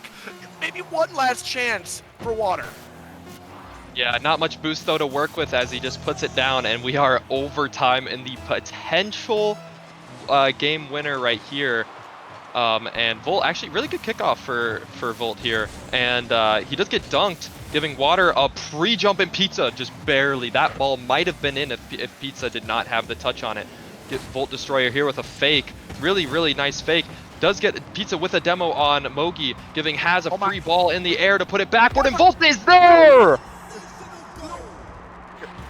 We just witnessed a miracle. Haz absolutely dusting Water, and Volt Destroyer is going to be there to put it home. Haz masterclass, absolutely fantastic summer performance. Volt Destroyer got the MVP this game, but we all know who it really was. Haz, an absolutely fantastic performance. Dude, Oh I got a goodness, smile I'm from cheek to cheek right. Like I'm like, dude, holy moly. I am It's smiling. honestly, That it's was actually great. a miracle. It's actually a miracle. Well, this once and for all proves that the West is better. All right. I That's guess I was wrong in my prediction here, unfortunately. But oh yeah, man, not just a full team of reserves, but even the reserve had to get a sub. That's pretty funny for how that turned out. Very fun game all around. I have actually no more words, genuinely. yeah, no, that was a series and a half right there. I was there a few times where I genuinely didn't know what to say. Lost in the match, you know. But no, that was really fun. I appreciate you for having me here, and yeah. It was a fantastic night all around. We got to watch every single All-Star game. I mean, no matter how it ended up, these were some just really fun matches. Thanks to everyone for sticking around for so long. It's been an absolutely wonderful night of Rocket League, and hopefully we're going to have the pleasure to do more stuff like this in the future. And I had such a blast in just the couple series I got to watch and cast. So hopefully everyone else enjoyed it just as much as I did. I have no more words for tonight. I think I'm just about done. I'm a little bit tuckered out, but well, any last words for you two? Personally, nah. I think that's about it, man. That was a good series. Appreciate you guys being here. This is the first time I've casted in a while. I have casted before, but this was a lot of fun. I appreciate you guys letting me in here. Thank you much. Everybody say thanks, Nuki, for putting on this whole stream. You know, he was desperately trying to get help. This whole thing would not have been possible without him. So everyone say thank you, Nuki. Hashtag love Nuki. And absolutely fantastic night of Rocket League. And that's all I have. Everyone, have yourselves a good night. Good night.